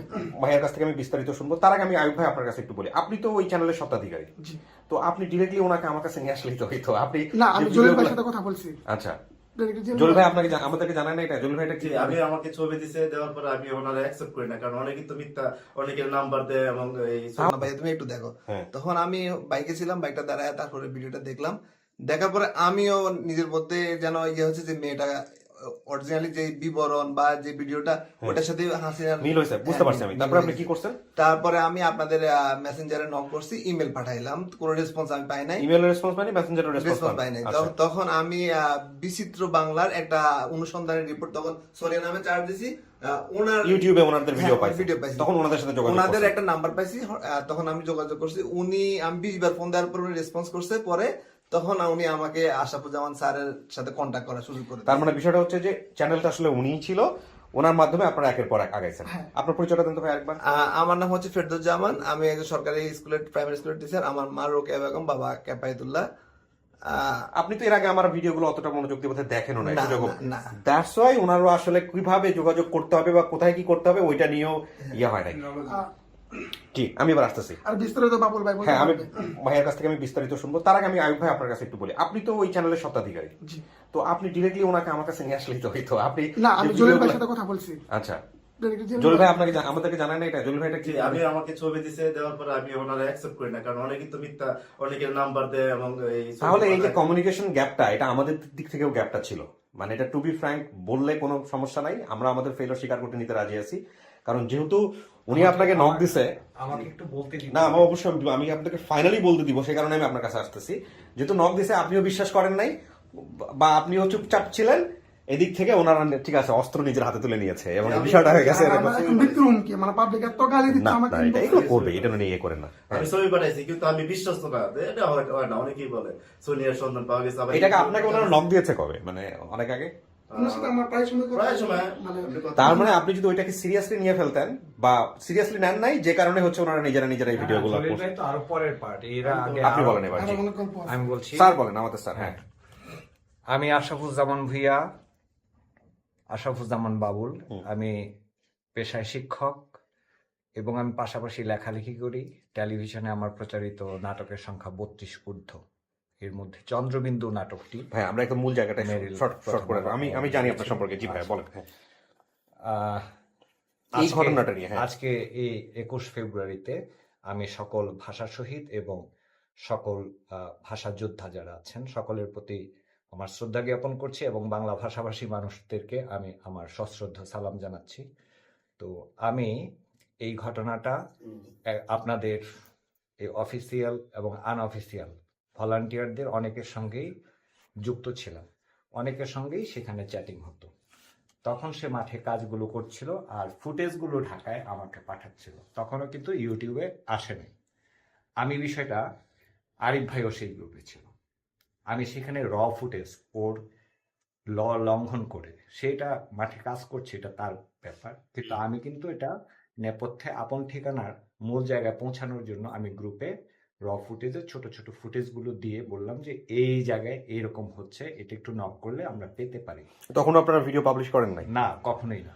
আচ্ছা। এবং আমি স্ট্রংলি এটা মানে তাকে নেগেটিভও বলি না, বললে তো সে আমাকে দেবেই না। তো বলার পরে এক পর্যায়ে ওনারা আমাকে বলল যে এতিল ছেলেটা মারা গিয়েছে, মানে 3 মাস পর, ছোট বাচ্চা। কারা বলছে এটা? বললো মারা গিয়েছে। আর বলল যে সোনিয়ার মা ট্রেনের পিছনে দৌড়াচ্ছিল, পরে পিছন থেকে যে ট্রেন এসেছিল সেই ট্রেনের ধাক্কায় মারা গিয়েছে। এইভাবে তারা strongly they made me understand যে ইট ওয়াজ হ্যাপেন্ড। তো সেই প্রেক্ষিতে আমাকে স্টপ করিয়ে দিল। দেওয়ার পরে আমার মনে হলো যে বিহাইন্ড দ্য সিন আরও কিছু থাকতে পারে। তখন আমার মনে হলো যে এই সম্ভাবনাটাকে নষ্ট করে দেওয়া যায় না। তখন আমি হাসান, আমার গ্রামের সম্পর্কের ছোট ভাই, ও ছিল বিদেশে, এখন এসে সে ব্যবসা করে, তো তখন আমাকে নক করলো। আমি লেখালেখি করি, তারপরে আমি সমাজ কল্যাণমুখী কিছু কাজ করি, আমার একটা সংস্থা আছে। তো এই জন্য সে আমাকে বলল ভাই হেল্প লাগবে। এই ধরনের হেল্প বলতে কি, যে আপনাদের আপন ঠিকানার বাহিরে গিয়ে সে যে কাজ করবে, এখানটা লয়ালিটির ব্যাপার আছে। তো সেই ক্ষেত্রে আমার এক ছোট ভাই আছে এসপি, আমার অনেক জুনিয়র, আমি তাকে তুই বলি, সে আমাকে আপনি বলে, স্যারটাকে। তো তাকে আমি বললাম যে এরকম জটিলতা হলে কি করা যায়, তো বললো যে এগিয়ে যান, সহযোগিতা লাগলে করব। তারপরে এখানে যুক্ত হয় নরসিংদীর মানবাধিকারের সভানেত্রী শিরিন, অ্যাডভোকেট শিরিন শেলি। তো উনিও বলেন ভাইয়া আপনি হেল্প করেন, যেহেতু ঢাকায় আছেন। তখন আমি ব্যাপারটাতে ইন্টারাপ্ট না, মানে ইন করি আর কি প্রথম, এবং সেই সময় ওরা আমাকে গ্রুপ থেকে বের করে দেয়। না, কিন্তু এখানে কথা আছে স্যার। আচ্ছা, আপনি যেই আমি বলি, আমি আপনাকে কিছু প্রশ্ন করতে হবে, কারণ এই প্রশ্নগুলো জি, প্রয়োজন আছে। নিশ্চয়ই। সেটা হলো যে আমি আপনার আইডিতে ঢুকে যেটা দেখলাম যে আপনি আমার টপ ফ্যান ব্যাচ পাওয়া, এবং প্রত্যেকটা ভিডিওতেই মোটামুটি আপনি কমেন্টস করেন। হ্যাঁ। আমি দেখলাম, রিসেন্টলি করছেন না কিন্তু, বাট আপনি করেন। করছি না, বিতর্কিত এবং হয়ে যাওয়ার আমি পর, গালি খাওয়ার পর, আর না, এখন আমার এই গালে আমার চেয়ে নিশ্চয়ই আপনারা বেশি খান না। আমি আপনাকে বলি, এটা পাবলিক আসে বিদেশ থেকে, আমার মোবাইল এখন আমি অন করতে পারি না। এটা আমি আজকে সমাধান করে দিচ্ছি। জি। দেখেন, এখানে বিষয়টা হচ্ছে যে আমি যে প্রক্রিয়ায় কাজ করি, আমার ধারণা এটা আপনি ছাড়া ভালো কেউ, যে কয়জন ভালো জানেন তার মধ্যে আপনি একজন জানেন, এটা আমার ধারণা। এখন আমারও মনে হয় হ্যাঁ ভালোই জানেন, করেছি। মূল কথা হচ্ছে ভলেন্টিয়ার বলেন, আনঅফিসিয়াল ভলেন্টিয়ার বলেন, বা কাজ করতে গিয়ে একজন মানুষের সাথে মনোমালিন্য বলেন, সেটা হবেই। এটা আপনি একজন শিক্ষক মানুষ, আপনাকে আমার জ্ঞান দেওয়ার কোনো অধিকারই নাই। কিন্তু আমাকে রিচ করাতে তো এত কঠিন ছিল না। আমি আইডিতে আছি, আমি ইমেইলে আছি, ইভেন আপনি কোনো ভলেন্টিয়ার কাছ থেকে আমার ফোন নাম্বার বের করাটাও আপনার জন্য কোনো ডিফিকাল্ট কোনো কিছু না, কারণ ভলেন্টিয়ার এখানে শত শত ভলেন্টিয়ার। তো আপনারা যখন এই ভিডিওগুলো পাবলিশ করছেন, আমার প্রসঙ্গটা হচ্ছে এখানে ভিডিও পাবলিশ নিয়েও আমার কিন্তু কোনো মন্তব্য ছিল না যতক্ষণ পর্যন্ত না, আমি একটু শেষ করি। আপনারা ভিডিওটা পাবলিশ করেছেন, আলমগীরের ভিডিও পাবলিশ করলেন, অমুকের ভিডিও পাবলিশ করলেন, না আমি একটু বলি, শেষ করি। ততক্ষণ পর্যন্ত আমি কিছু বলিনি। যখন আপনারা টাইটেল দিয়ে দিচ্ছেন যে সোনিয়ার মাকে পাওয়া গেছে, সোনিয়ার বাবা বা আমাকে দিচ্ছি না, আমি টিউবার নই না, কিন্তু আপনার সাথে এর সাথে জড়িত। আমার বাসায় এসেছিল যে হ্যাঁ আয়ুব ভাই, আমার তখনই কিন্তু আমি বিষয়টা বাসায় এসেছিল যে চ্যানেলের জন্য একটা মানে সর্বশেষ যখন আপনার সাথে আমার কমেন্ট হয়েছে তখন আমি সব ভিডিও প্রাইভেট করে দিয়েছি। হ্যাঁ, আপনি এটা করছেন, আমি দেখছি। আচ্ছা। এবার আপনাদের সাথে আমার এই প্রথম কথা হচ্ছে, এর আগে কথাও হয় নাই। তো বিষয়টা হচ্ছে আমি খুবই পজিটিভলি দেখতেছি যে একটা ঘটনার মধ্য দিয়ে আমরা মোটামুটি সব সমাধান করব। এটা কোশ্চেন যে আমি কেন রিচ করতে পারলাম না। আচ্ছা, আরিফ চৌধুরী কি আপনাকে রিচ করার জন্য এনাফ নয়? আপনি দেখেন তো আরিফ চৌধুরী আমার ফোনগুলো রিসিভ করেছে কিনা, বা মেসেজ দিয়েছে রিপ্লাই করেছে কিনা, কিন্তু উনি কিন্তু আমাকে ফ্রেন্ড রিকোয়েস্ট দিয়েছে, ধন্যবাদ দিয়েছি সেই জন্য। না, আমি উনি আমাকে সেটার চেনেন। কোশ্চেন আমি আপনাকে বলছিলাম একটু আগে, হ্যাঁ। যে যদি কেউ আপনাকে সহযোগিতা না করে থাকে আপনি ডিরেক্টলি আমাকে রিচ করতেন, সে পথ ছিল, আমার আইডি ছিল, বা আপনি তখন যদি আমাকে এটা বলতেন ডেফিনেটলি আমি ওইগুলো কোয়ারি করে আসলে একদম ফ্র্যাঙ্কলি স্পিকিং, যে আপনাকে রিচ করা যাবে এটা আমার ওয়েতে মানে এই ফেসবুকে আমি ধারণা রাখিনি। আমি যেটা করেছি বাংলাভিশনের হ্যাঁ নিউজ বিভাগে, ওকে ছোট ভাই, ও ভোকালিস্ট, ওকে বলেছি।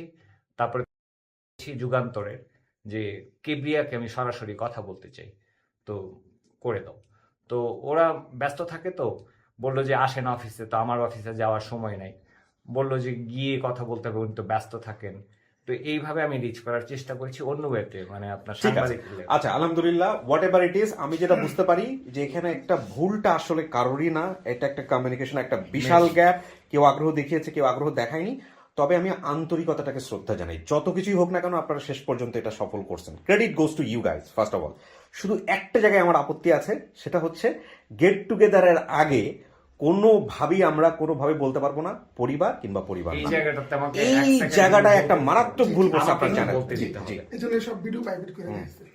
আমি এইখানে একটু সময় নিয়ে, যদি সময় দেন একটু 2 মিনিটে বললে ভালো হয়। জি প্লিজ। চেষ্টা ব্যক্তি করছি, নামগুলো বলে দিন। বলছি। না, নামগুলো বললেও আমি রাখতে না, পারবো না এখানে, কারণ ক্লাস তৈরি হবে। আচ্ছা, হ্যাঁ না, আচ্ছা। যারা কাজ করছে। হ্যাঁ বলো। তো ও যখন ওদিকে দৌড়াচ্ছিল, একদিন তার লাকসামে সম্ভবত বৃষ্টি হচ্ছিল, প্রচন্ড শীত।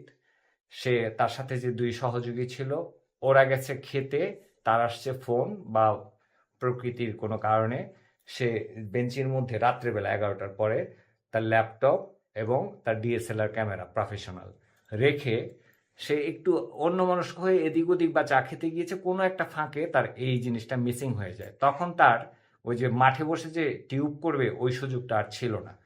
তখন সে মোবাইল বেসড হয়ে গেল। মোবাইল বেসড হয়ে আমাকে ওই ফুটেজগুলো পাঠাতে থাকে। এখন আমি তো এডিটও করতে পারি না, আমি এগুলো বুঝিও না। আমি ফেসবুক চালাই আর আমি লেখালেখি করি, টিচার মানুষ, আমি জুমে ক্লাস করি, এগুলো তো।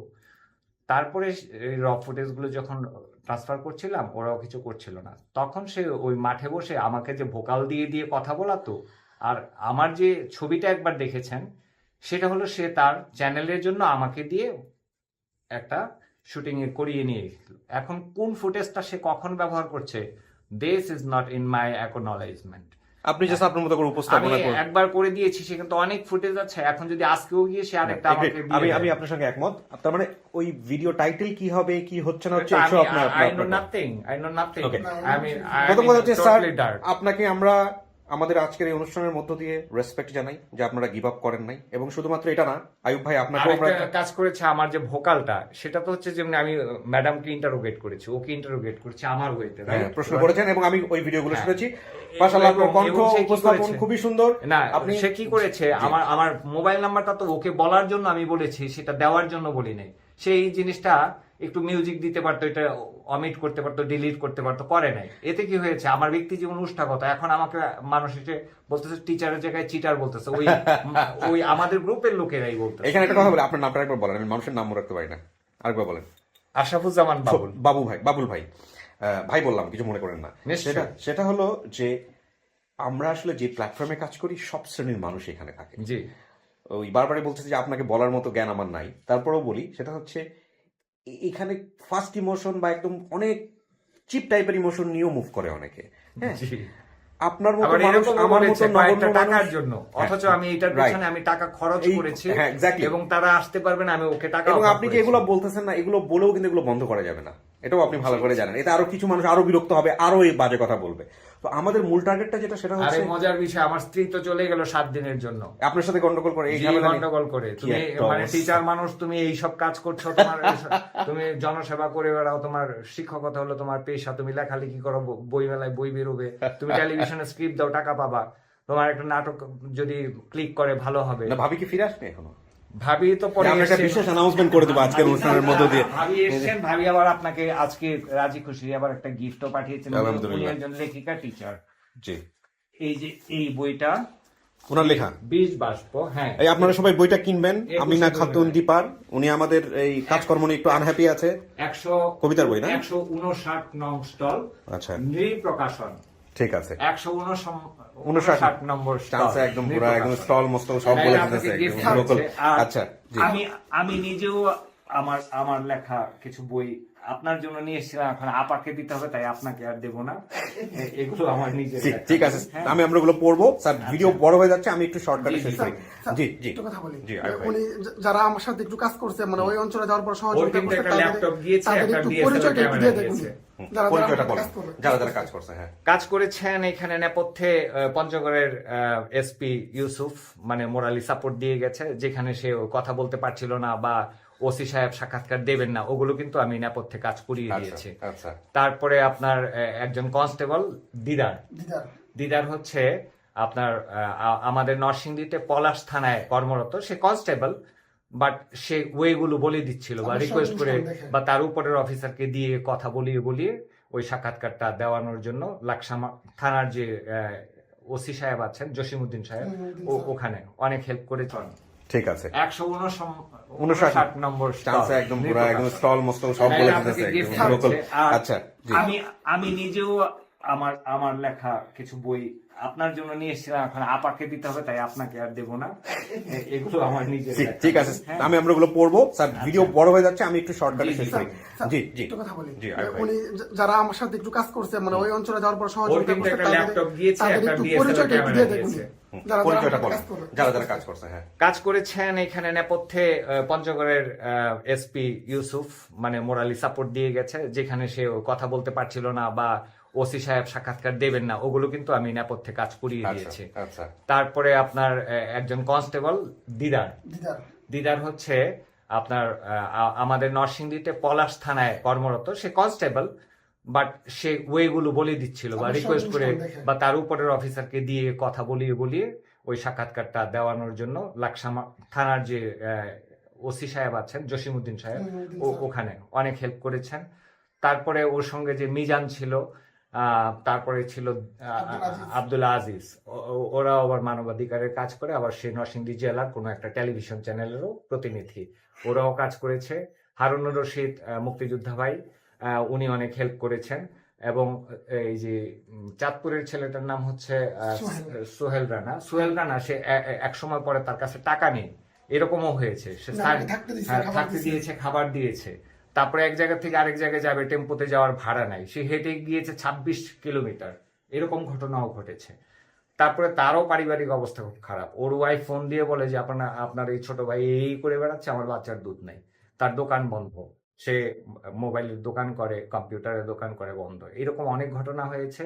ইউটিউব থেকে সে কত পেয়েছে? 2800 টাকা, 3000 টাকা, সে তো খরচ করেছে 60,000 টাকা, মানে নেশার মতন। আর সবচেয়ে আমার অ্যাম্বিশনটা ছিল যে 6 মাসের শিশু নাম না বললে সে কোনোদিন তার পরিচয়ই জানবে না, সেটাকে বের করা ছিল। That was my first. Fine, এটা আপনারা বলতেছেন যে এটাও বের করা গেছে ইনশাআল্লাহ। বলতে আপনাদের সহযোগিতা লাগবে, আইনি সহযোগিতা, ডিএনএ টেস্ট করার পর। ওকে ফাইন, এই জায়গাটা নিয়ে আমরা কাজ করব ডেফিনেটলি, ইনশাআল্লাহ আমরা কাজ করব, আমরা জয়েন্টলি কাজ করব। বাট আমি যে কথাটা বলতে চাই সেটা হচ্ছে যে আলহামদুলিল্লাহ, থ্যাঙ্কস আপনাদের দুইজনকেই, বিশেষ করে আইব ভাই আপনাকেও থ্যাঙ্কস। তবে আপনাদের এই ভিডিওর মাধ্যমে এটা আমি আজকে বড় করে রাখতেছি এবং মেসেজটা দিতে চাই এটাই, যে আমরা যে লেভেল থেকেই কাজ করি না কেন, কোনো বেসিক ভিডিও নিয়ে কোনো সোর্সকে যখন আইডেন্টিফাই করা যাবে, ডেফিনেটলি নিজেরা ভিডিও না করে এইটা এক্স্যাক্টলি আমাদের কাছে আসতে হবে। আপডেট হওয়ার পরে যদি আপনারা ভিডিও করতে চান, সেক্ষেত্রে যারা এখানে দুই পক্ষ আছে তাদের অনুমতি থাকলে আমাদের কোনো আপত্তি নাই, এটা হচ্ছে আমাদের বিষয়। কিন্তু তার আগে থেকে যদি কোনো কিছু পাবলিশ হয়ে যায় যে হ্যাঁ পাওয়া গেছে, অমুক গেছে, এটা নিয়ে আমরা একটা বিস্তারিত ব্যাখ্যা আছে। লজ্জিত করবে পরপর ইউটিউবের প্রসঙ্গে আপনি 2টা স্ট্যাটাস দিয়েছেন কোনো কারণে, মানে যেহেতু আমরা ভিকটিম হয়ে গেছি এই ক্ষেত্রে, আপনাদেরকে ইন্ডিকেট করেছে, তো ইন্ডিকেট তখন এরকম আমি সবাইকে বুঝিয়েছি, তখন আমি আপনার পেজকে আনফলো করে দিয়েছি। মানে দেখতে হয় আমার বাচ্চা, আমার মেয়ে, একমাত্র মেয়ে, সে দেখে সে লজ্জিত হয়, আমার স্ত্রী লজ্জিত হয়, তখন আমি আনফলো। তারপর আমি ডেফিনেটলি আপনাদের কথা বলি না, আমি সবার, আমি দুটো কেসের কথা বলি। আই ক্যান আন্ডারস্ট্যান্ড, ইয়েটা আই এম টেলিং যে এটা আমি কোনো কারণে ওই যে দৈব, মানে জোডিয়াক একটা জিনিস আছে না, ফেই, বুঝতে পেরেছি, হ্যাঁ, জোডিয়াকের মতো আর কি, গ্রিক মিথের জোডিয়াকের মতো, এটা আমার কপালে এসে পড়েছে। Anyway, it's a new experience, আপনার কাজে, আপনার লেখালেখির কাজে লাগবে ডেফিনেটলি।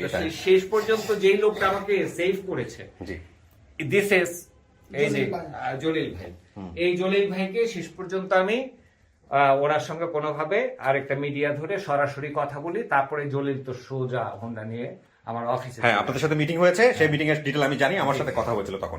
ওকে ফাইন, আমরা এই বিষয়টা বড় করে নিলাম এবং আমরা বোধহয় এটার 2টা পর্ব করতে হবে, কারণ এত বড় হচ্ছে, কিছু করার নাই। এবার আমি মূল কথা যেটা আপনাদেরকে বলতে চাই, আপনারা মোটামুটি ক্লিয়ার, এতক্ষণ শুনছেন, আপনারাও ক্লিয়ার হয়ে গেছে না বাচ্চা ঘুমাচ্ছে যে কি হয়েছে না হয়েছে এখানে, কিন্তু আপনার ওয়াইফ তো ভিতরে, সে তো ক্লিয়ার না। এখন ফাইনালি আমি যে কথাটা বলবো সবাইকে, সেটা হলো, আপনারা নিশ্চয়ই জানেন যে এখানে অ্যাকসেপ্টেন্সের ব্যাপারটা সম্পূর্ণই সোনিয়ার উপরে। সোনিয়া যদি বলে যে এটা তার পরিবার, এবং তাহলে এটা তার পরিবার। সোনিয়া যদি বলে যে না, এটা তার পরিবার না, সেক্ষেত্রে আমাদের কিছুই করার থাকবে না। বুঝতে পারছেন কাকি? আপনি কি আমার কথা বুঝতে পারতেছেন? বুঝতে পারছেন। এখন ওনার সাথে ওনার একটা মেয়ে ছিল, সে আসে নাই আমরা যতদূর জানি। আর ওনার আত্মীয় সম্পর্কের কে আসছে? ভাই তো যে বাইরে আছে, ওরা কি আপন ভাই? আপন ভাই কার আপন ভাই? আপনার আপন ভাই। তার মানে ওই সোনিয়ারা টোটাল ভাই বোন কয়জন? 3 জন। এতিল, সোনিয়া, আরেকজন হচ্ছে কাজল। এর পরবর্তীতে কালাম সাহেব কোথায়? আরেকটা নাম আছে, এতিলের নাম সাকিব। আচ্ছা, কালাম সাহেব কি বেঁচে আছে না মারা গেছে? মারা গেছে। উনি পরবর্তীতে বিয়ে শাদী করেন নাই। উনি এখন আপনাদের জিম্মাতেই আছেন এখনো, তাই না? ওনাদের গ্রামের বাড়িতে কি যাওয়ার সুযোগ হচ্ছে? মানে আমার যাওয়ার সুযোগ হয়েছে, আমি ওদের গ্রামের ছবি, বাড়ির ছবি। না, কিন্তু ওনার কি এখন থাকার সুযোগ আছে ওখানে? ওনার আত্মীয় নাকি আপনাদের এখানে স্থানীয় হয়ে গেছে?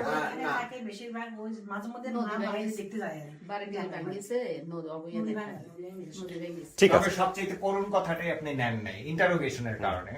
মানে এই যে কথিত সোনিয়ার মা যদি মিলে যায় আলহামদুলিল্লাহ, তো উনি যেটা দেখেন নাই বলছি, উনি যখন ওই বাচ্চা দুটোকে হারিয়ে ফেললো, তখন তো উনি আরো ম্যাড হয়ে গেলেন। তখন রাস্তায় রাস্তায় দৌড়াতেন, আর যে কোনো বাচ্চা দেখলেই মনে করতেন যে এটা আমার। আচ্ছা ভাই, এইটা আমি ওনার মুখ থেকে বের করবো। ওনার মেয়েকে পাশে বসায় কি হয়েছে না হয়েছে মনে করে পিটিয়ে দেখেন, পিটিয়ে ছেলে ধরা মনে করে, এগুলো শুনবো, ওগুলো সব ওনার কাছ থেকে শুনবো। তো ঠিক আছে, আপনারা ওয়েট করেন, তাওয়াক্কাল তো আল্লাহ। ওকে, এই 20 বাষ্প কিনবেন আপনারা, হ্যাঁ? ভাবিকে খুশি রাখতে হবে আমাদেরকে, ঠিক আছে? আমিনা খাতুন দীপা, হ্যাঁ। সরি, অনেক সময় নিয়ে ফেলছি, প্রায় 30-40 মতো। কিছু শোনা গেছে ভিতর থেকে? আচ্ছা, বসেন এবার বাকিটুকুর জন্য, তাওয়াক্কাল তো আল্লাহ। বাঘে দেখলে চিনবেন।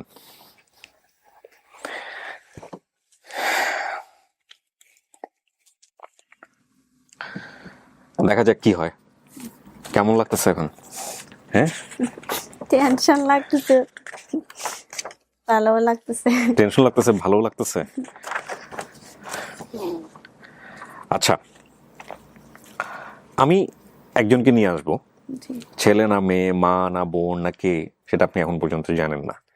কিন্তু এই ভিডিওটা যখন তৈরি হচ্ছিল, আপনাকে যখন আমি এখানে এসে বসালাম, তার মাঝখানে আমি দ্বিতীয় পক্ষ যারা দাবি করেছে তারা আসতে সময় নিচ্ছিল, যে কারণে আমি আপনার সঙ্গে টুকটাক কথা বলতেছিলাম। আপনি তখন বলতেছিলেন যে আপনার মাকে দেখলে আপনি চিনবেন এবং আপনার মার মুখে বিশেষ কিছু চিহ্ন আছে। তাই কি বলতেছিলেন? কি চিহ্ন আছে? মুখে কোনো চিহ্ন বা কোনো কিছু? মুখের দিক দিয়ে একটু দাগ ছিল, দিক দিয়ে একটু দাগ ছিল, এগুলো আপনার ছিল? হালকা ছিল মনে হয়। মায়ের চেহারা কি মনে আসে? হালকা হালকা আসে, হালকা হালকা আসে। আসে না। ওকে, আমি কিছুই বলতে চাই না। আমি আপনার কাছ থেকে শুনেছি, যারা এসছেন তাদের কাছ থেকে শুনেছি, কিছু জিনিস সিমিলার, কিছু জিনিস ডিসিমিলার, মিল অমিল, সবকিছুর বড় কথা হচ্ছে আমি প্রথমত আপনার উপরে ছেড়ে দিতে চাই, আমি যাকে নিয়ে আসবো তাকে দেখে আপনি চেনেন কিনা। ওকে, এটাই হচ্ছে সবচেয়ে গুরুত্বপূর্ণ বিষয়।